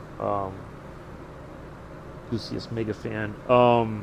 We will be flying on Wednesday at the same 7:10 Eastern, 12:10 UTC/UK. We're going to take off from Blythe and head to Van Nuys. So if you want to join for that, you're more than welcome to. I do have a Discord. It's not like a chatty Discord. It's more that I put out information, like if I have to cancel the stream or whatever. I do try, like tomorrow sometime I'll put out the stuff for Wednesday's flight, like the rough flight plan. I use SkyVector to do the rough flight plan, and then the morning of, usually I'll pop into the sim and start picking my runways, and if I have to update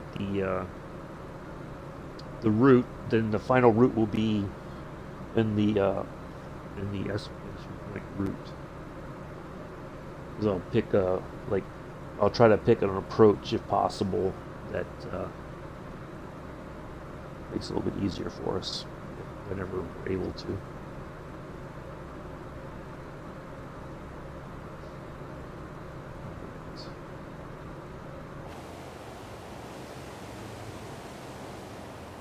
But yeah, we only this week would only be today and Wednesday, and then would be have a little bit of a okay. No worries.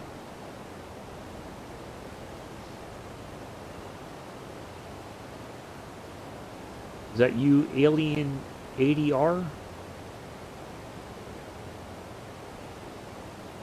Are you in the F-18 by chance? I see somebody just popped in at 10,000 feet in an F-18. Oh, up higher now. 10,000, maybe even higher. Oh, I think that's you. Yep. All right. Perfect. Yep. You'll definitely catch up. Happy to have you along. I don't know that you're going to be able to land that at Blythe. It's a very small airport. The runway we're landing on today is only, unless you can make it work, and maybe you can, I don't know. There is a runway 135 that is about 5,800 feet. The runway we're landing on today is 6,543 feet long. So I don't know, a F-18 might be a little, but hey, if you can make it stick, go for it.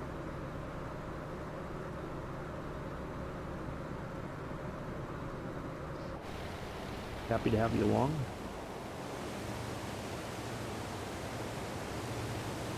We're flying pretty slow, so you don't want you to stall out.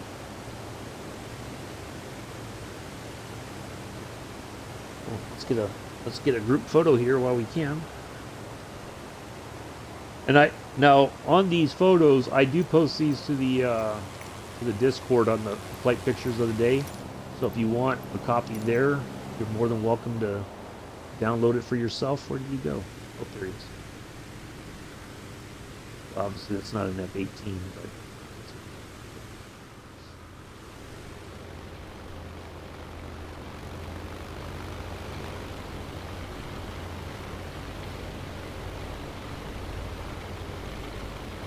so yeah, if you want a copy of that for yourself, you're certainly more than welcome to download it and save it as a desktop or whatever.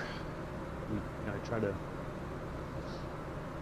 Anybody flies along, they're more than welcome to have a copy of it.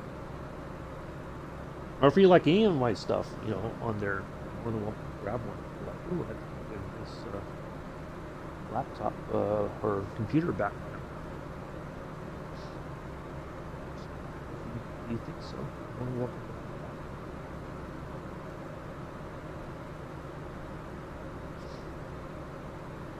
No, 13 viewers. Well, thank you all coming in for on this Monday. I think some people are already off from this week, but nice to have you all here. Well, I said 13, then it went to 12. So he's like, yeah, he saw me. I better leave. Yeah, nice to have you all along.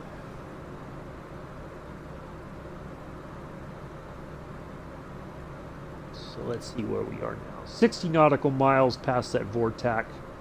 Still got the signal nice and strong. So we're getting there. Keep plugging away at the distance, and then we'll hopefully we keep that signal for 20 more nautical miles, and hopefully then Blythe will be in striking distance. We'll get them on the radio and tell them we're coming in for landing, and then we'll be on the ground.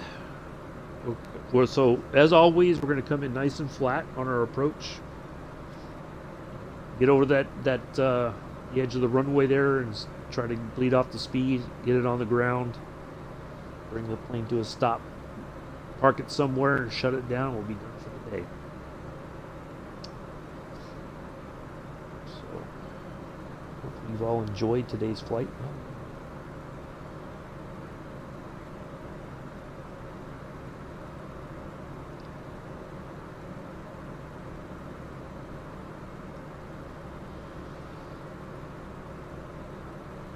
Suitable Ocean and a GL6 Tango. I don't know what that is. They're at 48, almost about 4,800 feet.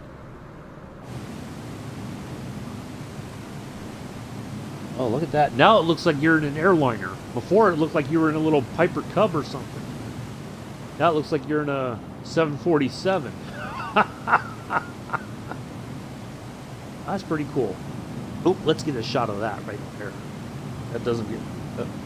that'll look pretty interesting.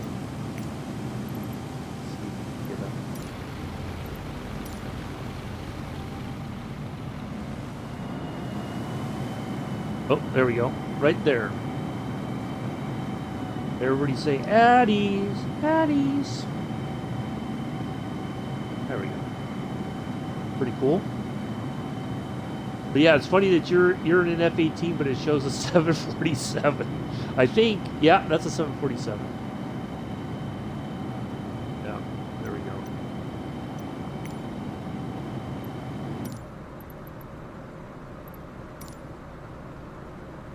Oh, 8K in the Hercules.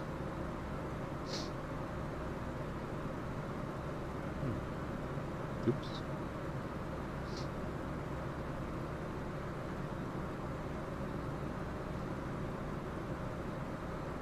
Looks like suitable oceans. They're coming our way, or they're flying away from us. I think they're heading towards us, but I don't know.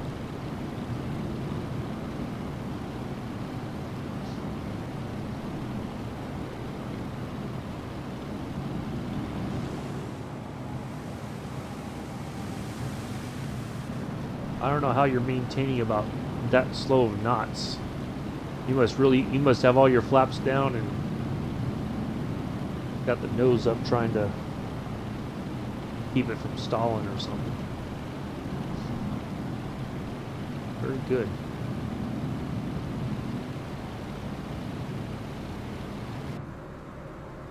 Addie's probably missed all that. He's probably watching his footy match, something or other. So the F1 season wrapped up. I have to say it was surprising that Ferrari was able to salvage a second place for the championship in the constructors and the drivers, I think. I know for constructors for sure, but I think they were lucky they were able to get second out of all the problems they had this year. We'll see what happens in next season.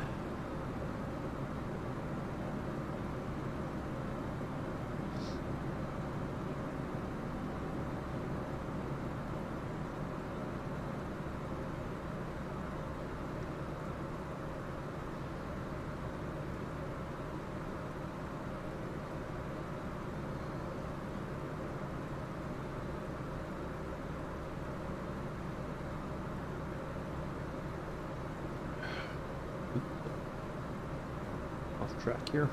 Let's see where we are now. Almost 70 nautical miles. I tell you, this thing is it's amazing. And I didn't even think about using it like this. That if we don't have another something else we can tune into to get us to our destination, as long as we use this and we know the rough distance.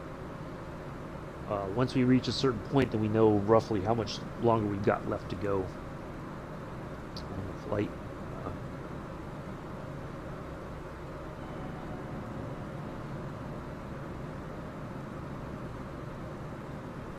So, yeah, good stuff.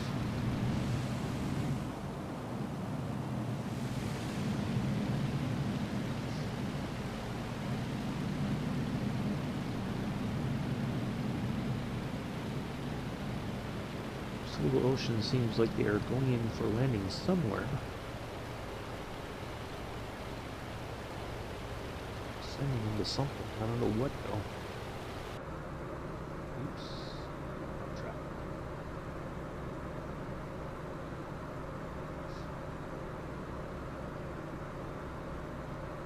Suppose we need at least 10 more nautical miles out of this vortex, and then we should be.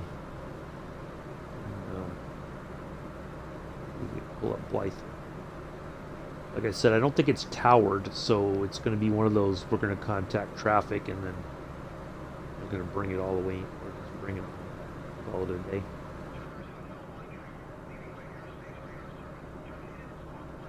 I'll probably talk to the LA Center, maybe.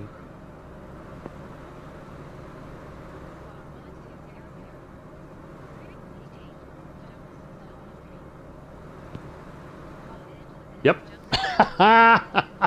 Boy, how did I figure that one out? KTAH. Southwest of KTAH.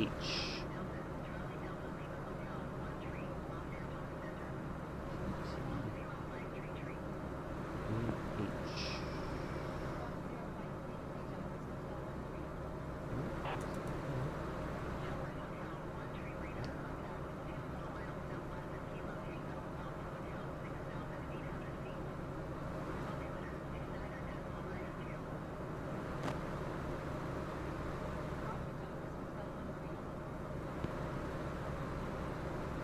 KTAH.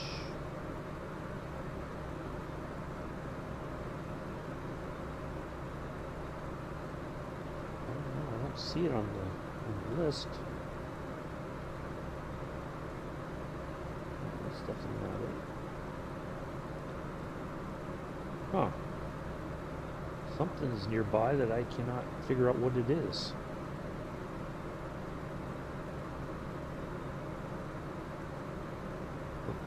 Huh. Okay, well. Oop, uh-oh. We're getting way off track here. That's what happens when you're trying to figure out where exactly you are.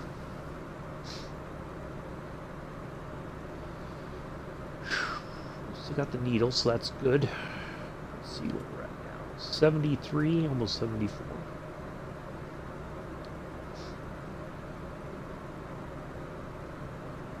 I have to look that up now. What is KTAH? Search.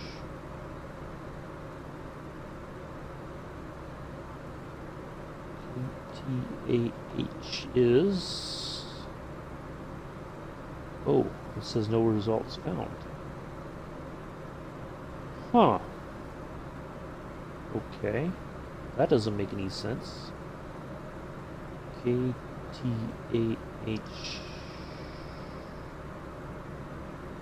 Airport. Wait. KTAH. Did I read that correctly? Oops, not that one.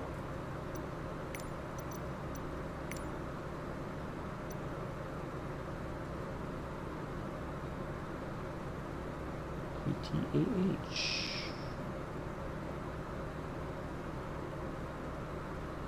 Something in Utah? Oh, we cannot be 25 nautical miles southwest of Utah.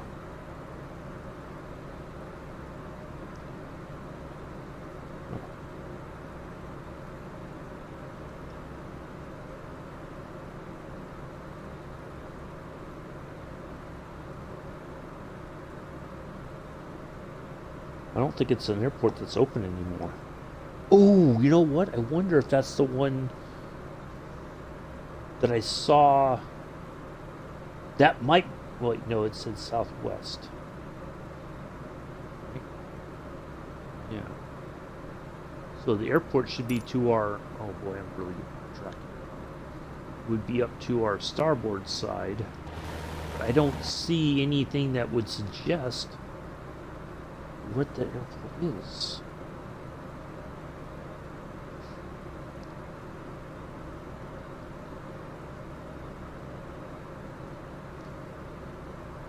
It's not on there. But you know what? Let's just see if we can.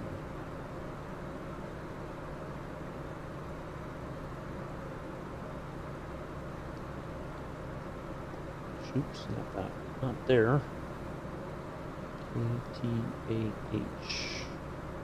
Nope. So it's not even in the charts anymore. It's not in Navigraph. It's not on SkyVector. So it's something that exists still in the sim, but not in the real world. So I cannot get a airport chart or anything that would suggest what that airport is. All right, where are we at now? 78 nautical miles. Still got that vortex going strong, thankfully. Let's just see. Well, you know what we could do? Here's how we find out. Nearest airport. Oh, Salome Airport. Hold on a second. That cannot be Salome, Texas.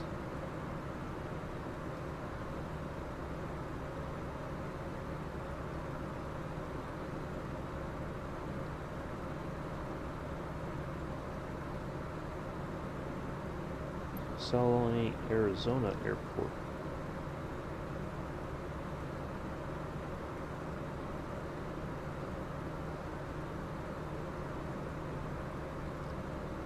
So there was an airport there, wherever it is, to our... Oh, there's Blythe. Okay, we're close enough we can contact Blythe. And we're going to go in on runway... Say 26? Yes, it was 26.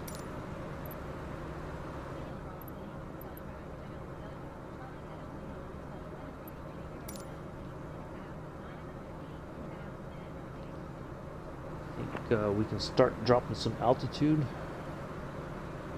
So yeah, that's where it was, Salome, Arizona. That airport does not exist anymore. Somewhere up over back behind us. Interesting.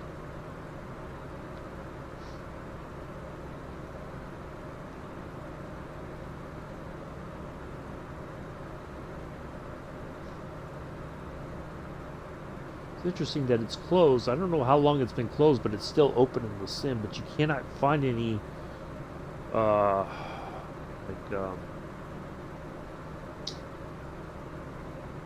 any kind of a chart or anything, any kind of information about the airport, runway information, anything like that. So, interesting.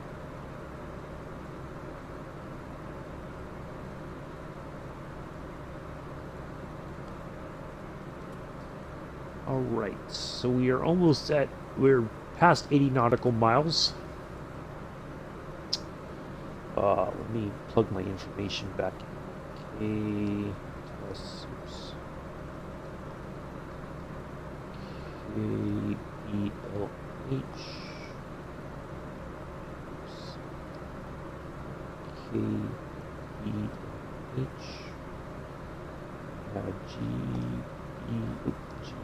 GBN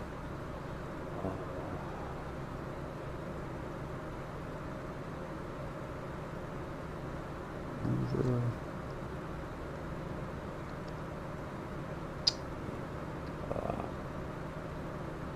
useless.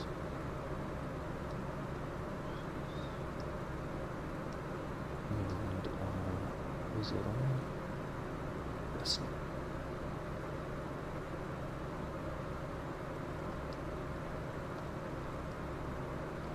Okay. There we go. Got all that back up. All right. Yeah, I think we can start descending here. The airport itself is at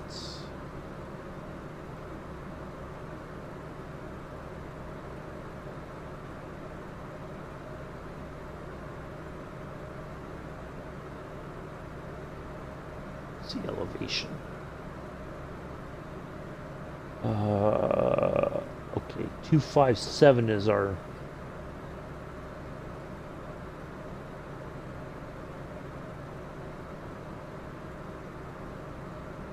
approach. We have to be at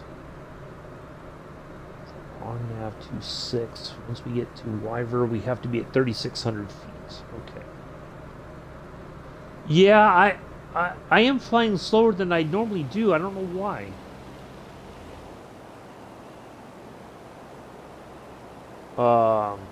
Yeah, like I had to put, see, now this is the funny thing. I put more fuel in because I thought we would burn a lot more going west, but it's like we only burn like 40%, not even 40% of the fuel. So I don't know. It's very strange. But yeah. I had to go full flat or full trim just to get the aircraft to climb. Once we departed out of Tucson. It's very weird sometimes how that works. But yeah, we got great fuel mileage today. Maybe I filled it.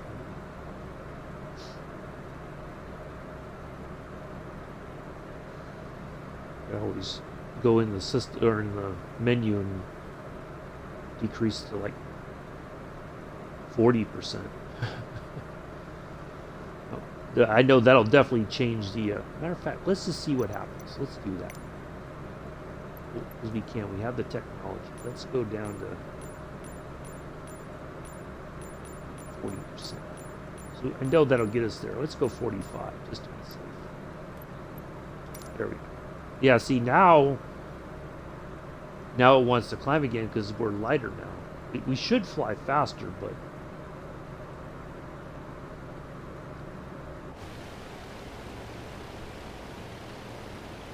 oh well.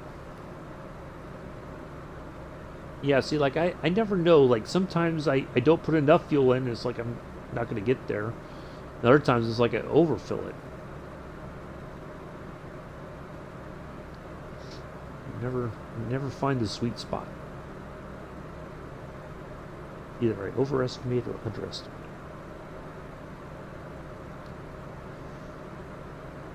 All right, let's see where we're at now. Okay, about 10 more nautical miles, and then we should. Our airport is going to be somewhere. It's another from once we get to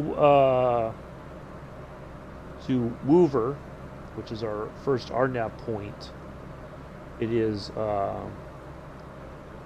It will not take us very long to get to the airport. It's not a very far distance. It is 6:11.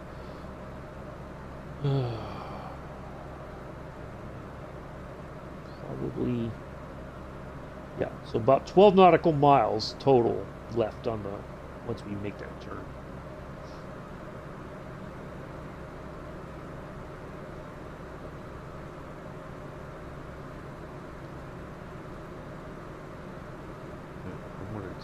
You really got to start descending because I don't want to be trying to go below the hard deck. Try to like dive into the airport there at the end.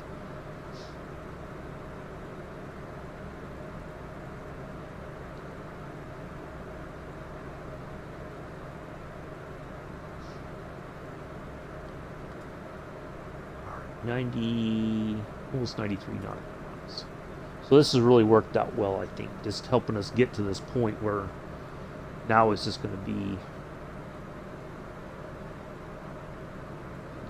heading towards the airport and getting lined up on the runway.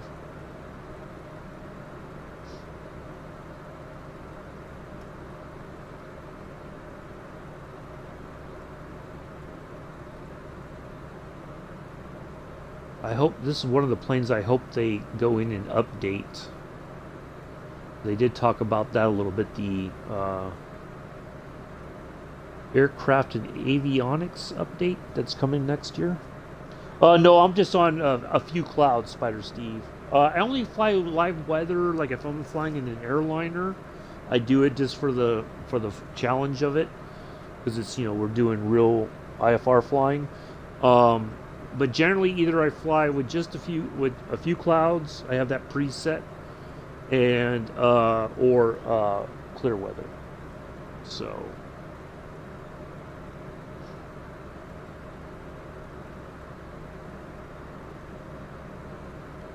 Let's see.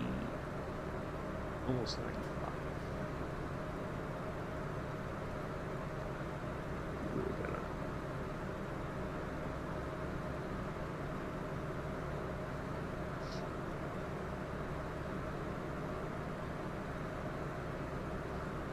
Let's go ahead and get it. Lights on.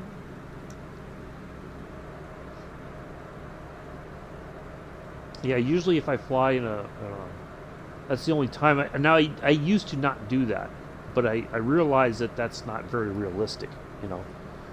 An airliner can fly in almost any weather, not always, but yeah, it's. Oh, there's our pattern entry right there. Look at that. It looks like that is a. Well, we're just going to go ahead and head there then.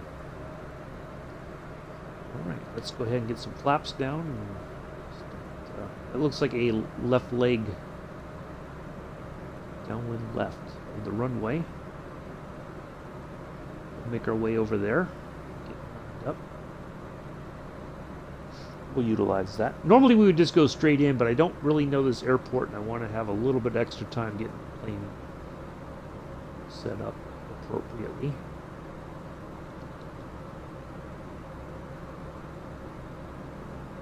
If at all possible. So yeah, we're gonna head to the left of that. Head over there somewhere. Get ready to turn in.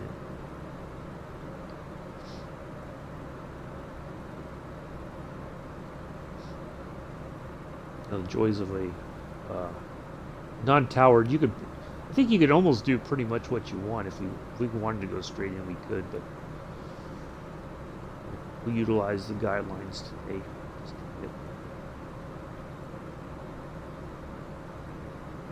But we'll still come in once we're on final. We'll still come in on that flat approach as much as possible. Three. Okay.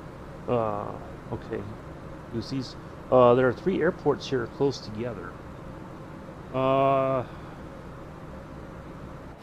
there?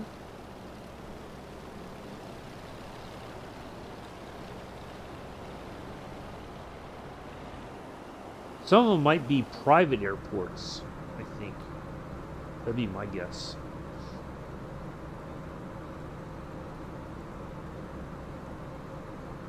I might be wrong.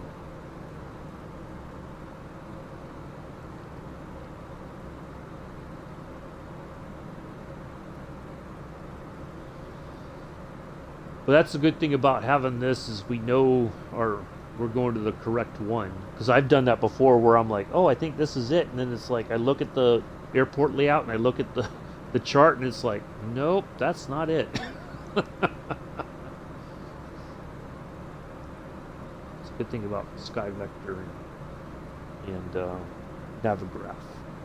You can get an idea of how the airport looks.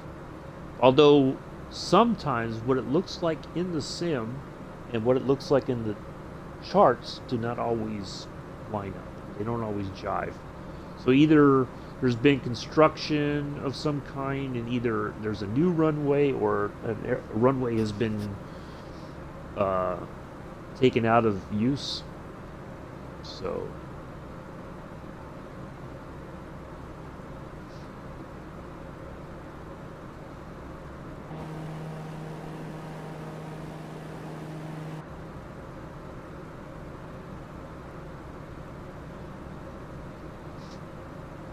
but yeah, there's a lot of small airports in this area, and then you have, I think, some other, a little bit larger regional airports.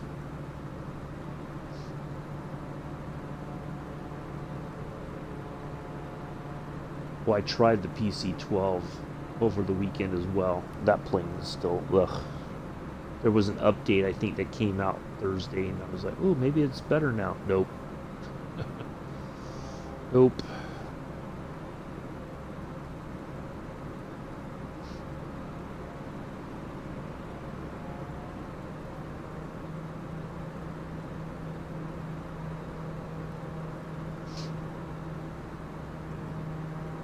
Boy, a little bit of a wind gust there.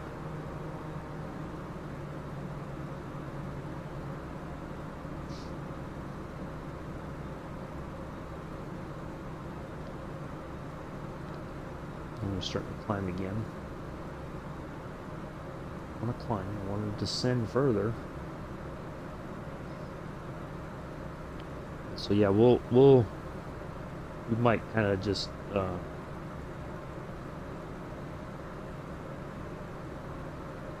might make a sharp right into the path there.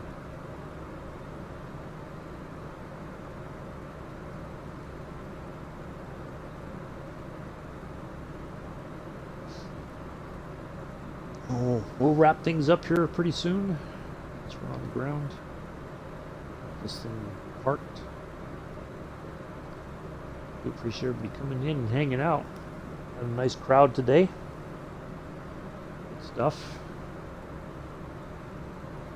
Unexpected for a Monday. You never know. Sometimes it's a little bit, quite a few people in, and other times it's kind of like, eh.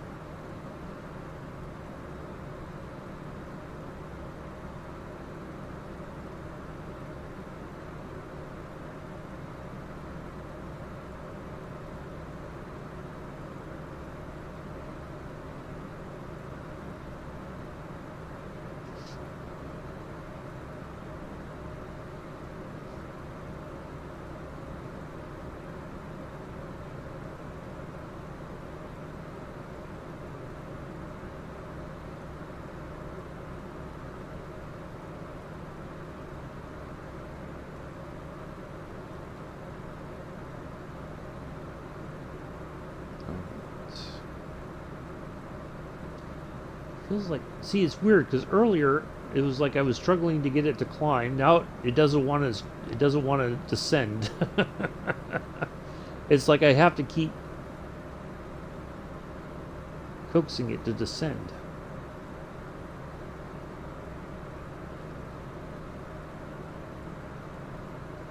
All right, there we go. Now we're fine.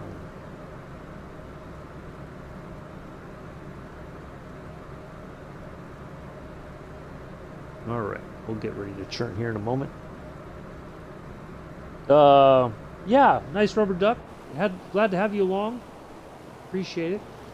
Thanks for flying around for a while.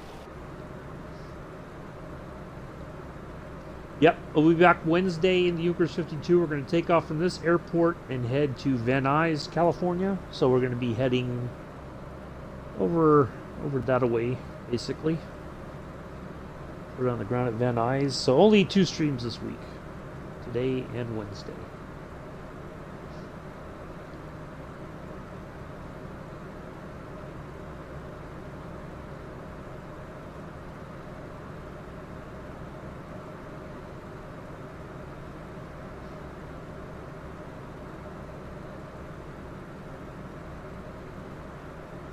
Yep, I did to try to match more of the channel, Spider Steve. I was like, I got to do that because otherwise people are like, who's that? And then it's like, it's me, and they're like, oh. So yeah, I did that so that everybody knows it's me.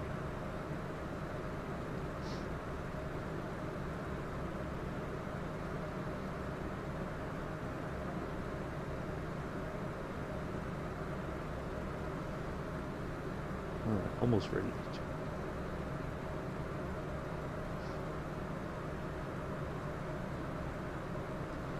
Okay, sounds good, Goosiest. We'll see you. Enjoy your time off from school. Enjoy your time with your family.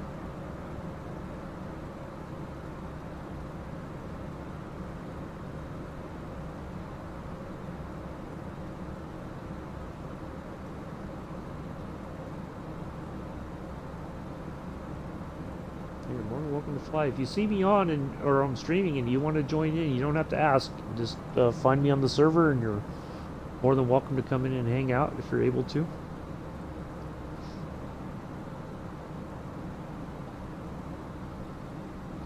All right, let's go into the pattern here.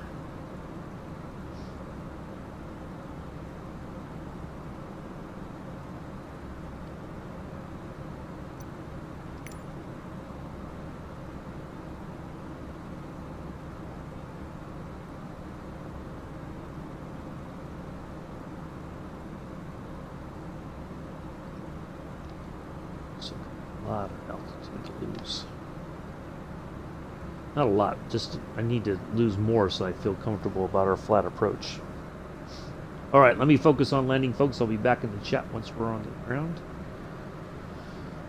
We'll catch up to any comments, questions, anything else once we're on the ground and have the plane under control.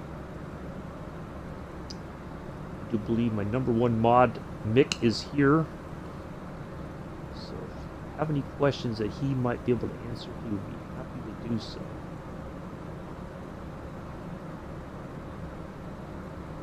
The one is say, wait till Uncle B's on the ground.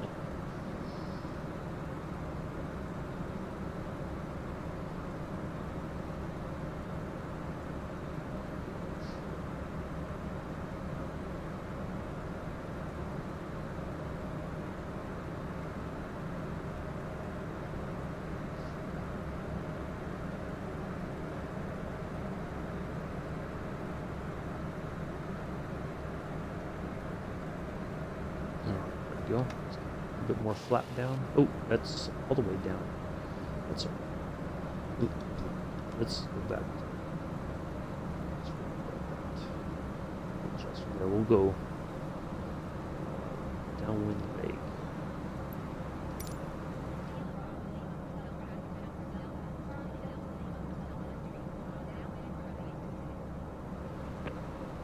there's our little airport there.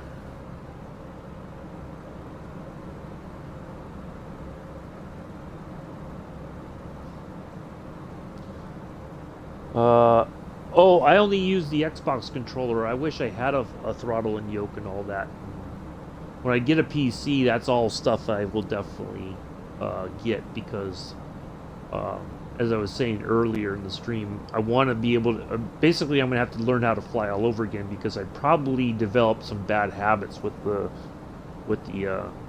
controller. So I'm gonna have to like unbreak those, break those habits, and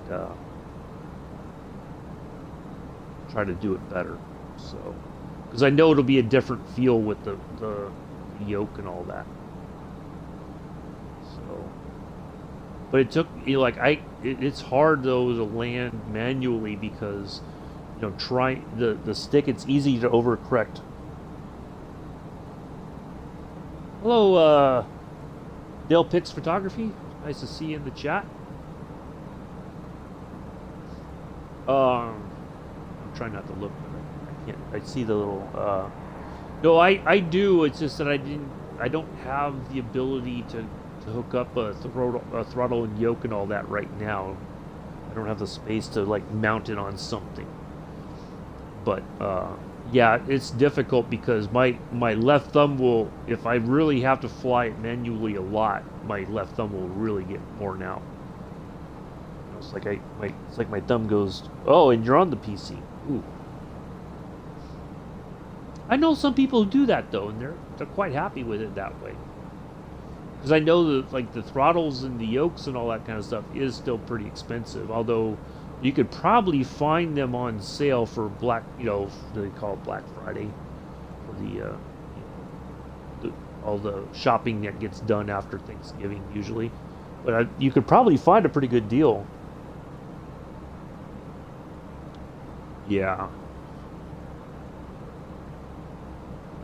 So, but you never know. Either like a refurbished model maybe, or a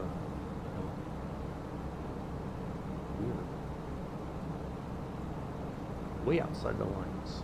Oops, Daisy. There we go. Thought we were gonna zip right over and head right into the ground. Oh boy, there's a gust of wind here that is really. It's like I feel like I'm hovering. It's like I'm moving, but it doesn't feel like I'm moving normally. All right.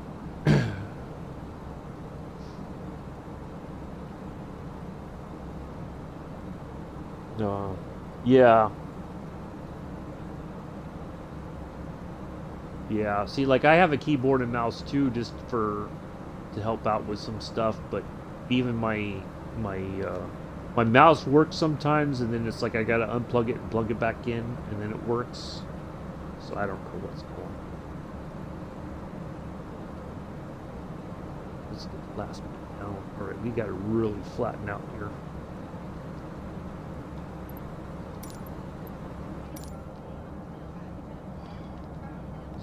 Really.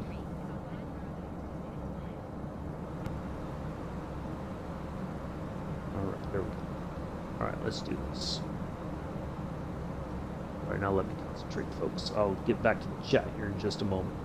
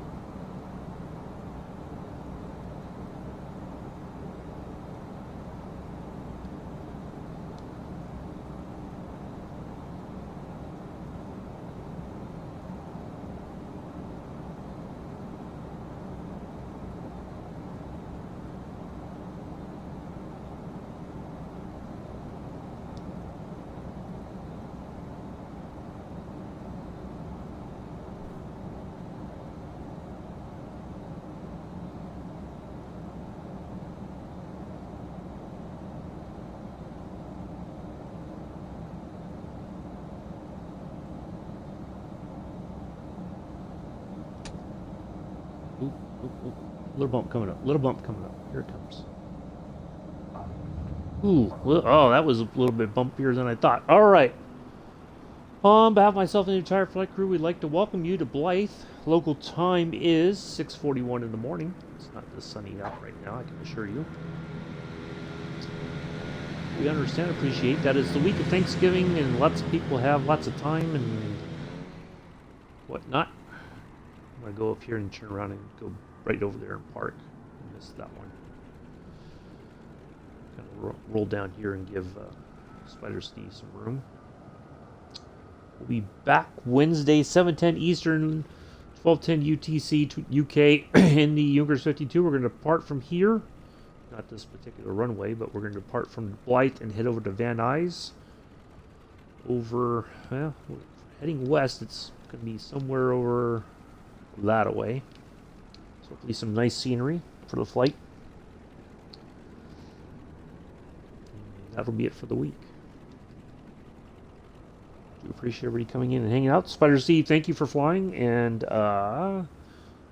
Goosiest, thank you for coming in and flying as well. Greatly appreciate it. Nice to have a couple other pilots in the air with me today. Anybody who wants to fly, you're more than welcome to come in anytime. Whatever you want to fly, you're more than welcome to. If you want to fly the same plane as me or something different, it's all good.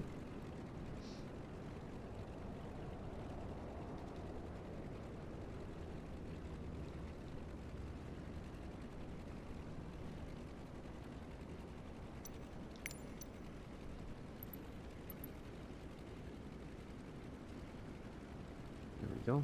Clear the runway. Oops.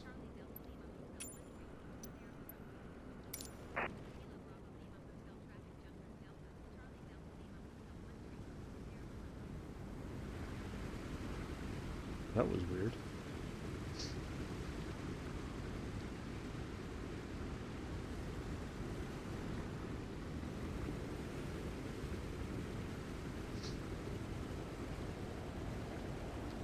Taxi back over here.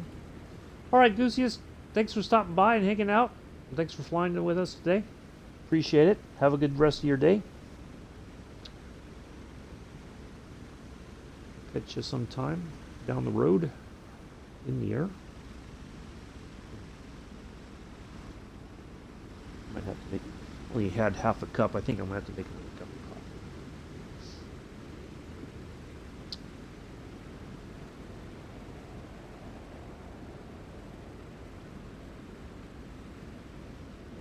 I know Addie's isn't paying attention. I get the whole Great Landing, Rob, or something like that. Oh yeah, yeah. I can't imagine. Walmart right now must be a madhouse. Oh my goodness, I would not want to go over there anytime this week if I can help it. That is just too much. Too many people. Figure if you haven't got it by now, chances are you don't need it.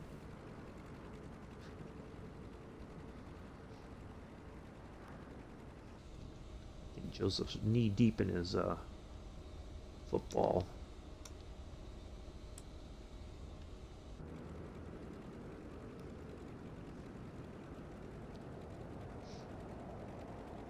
I always know when Joseph's not really watching the stream. He doesn't comment.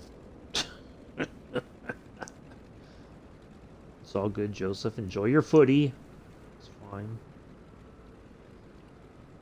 Sure you might be listening. So it's okay.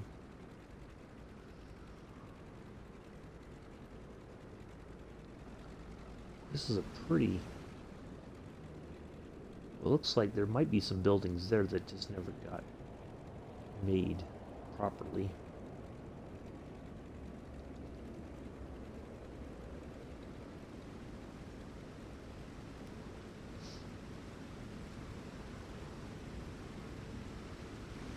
There's a fuel stand down there.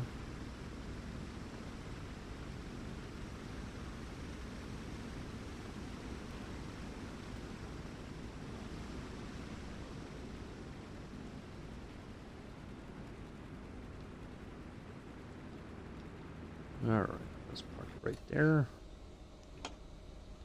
Brake on, let's get our lights off.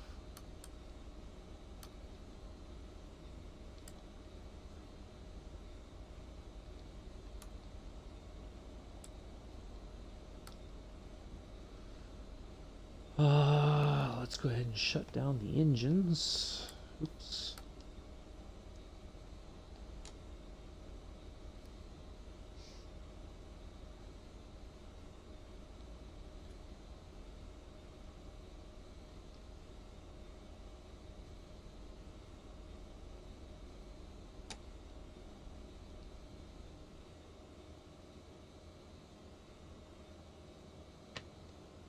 Okay.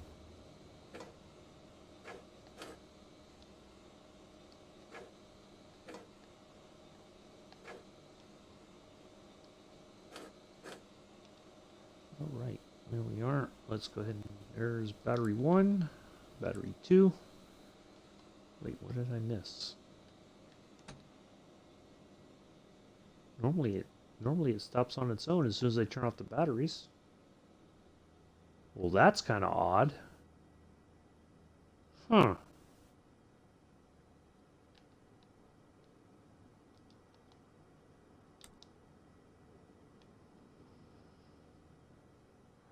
That's very peculiar.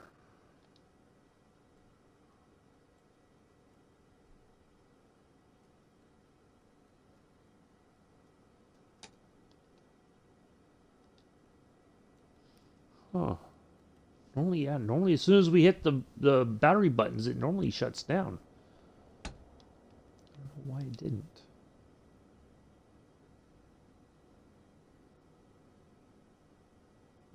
Let's check something else here. Magnetos are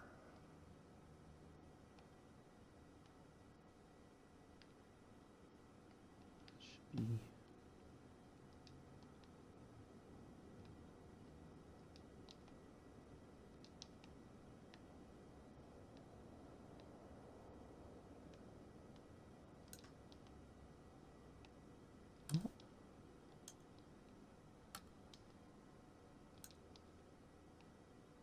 oh.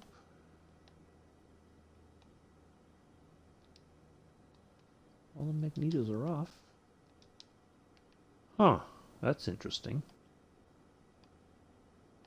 Okay, well, I guess we're just going to have to stop it the normal way. That's weird. All right, let's exit here.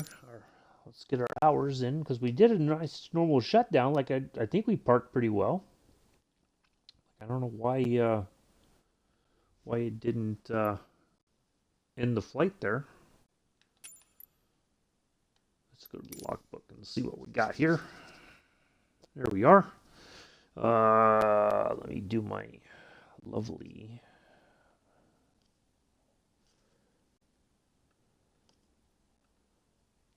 I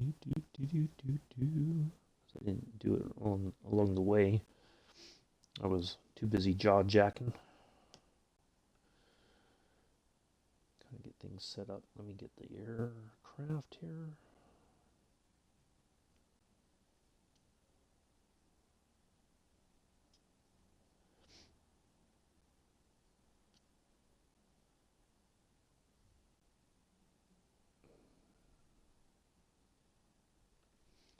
We went K-Tus, oops.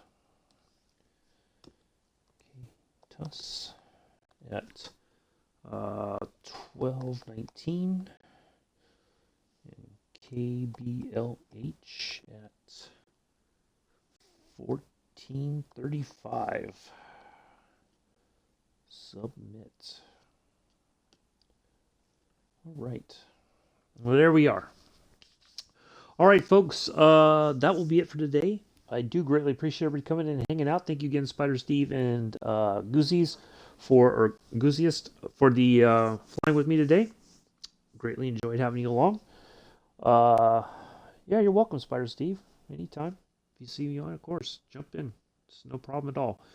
I will see you all Wednesday at 7:10 Eastern, 12:10 UTC/UK. in the oh, thank you, Mick. See, Mick was lurking. In the Uyghurs 52, we're going to depart from Blythe and head to Van Nuys, and that'll be it for the week. Do enjoy the rest of your Monday morning, afternoon, evening, early Tuesday. You're already one day ahead of us somewhere in the world. I don't know. I have been and always shall be your host and pilot, Uncle B. Until Wednesday, peace, live long and prosper.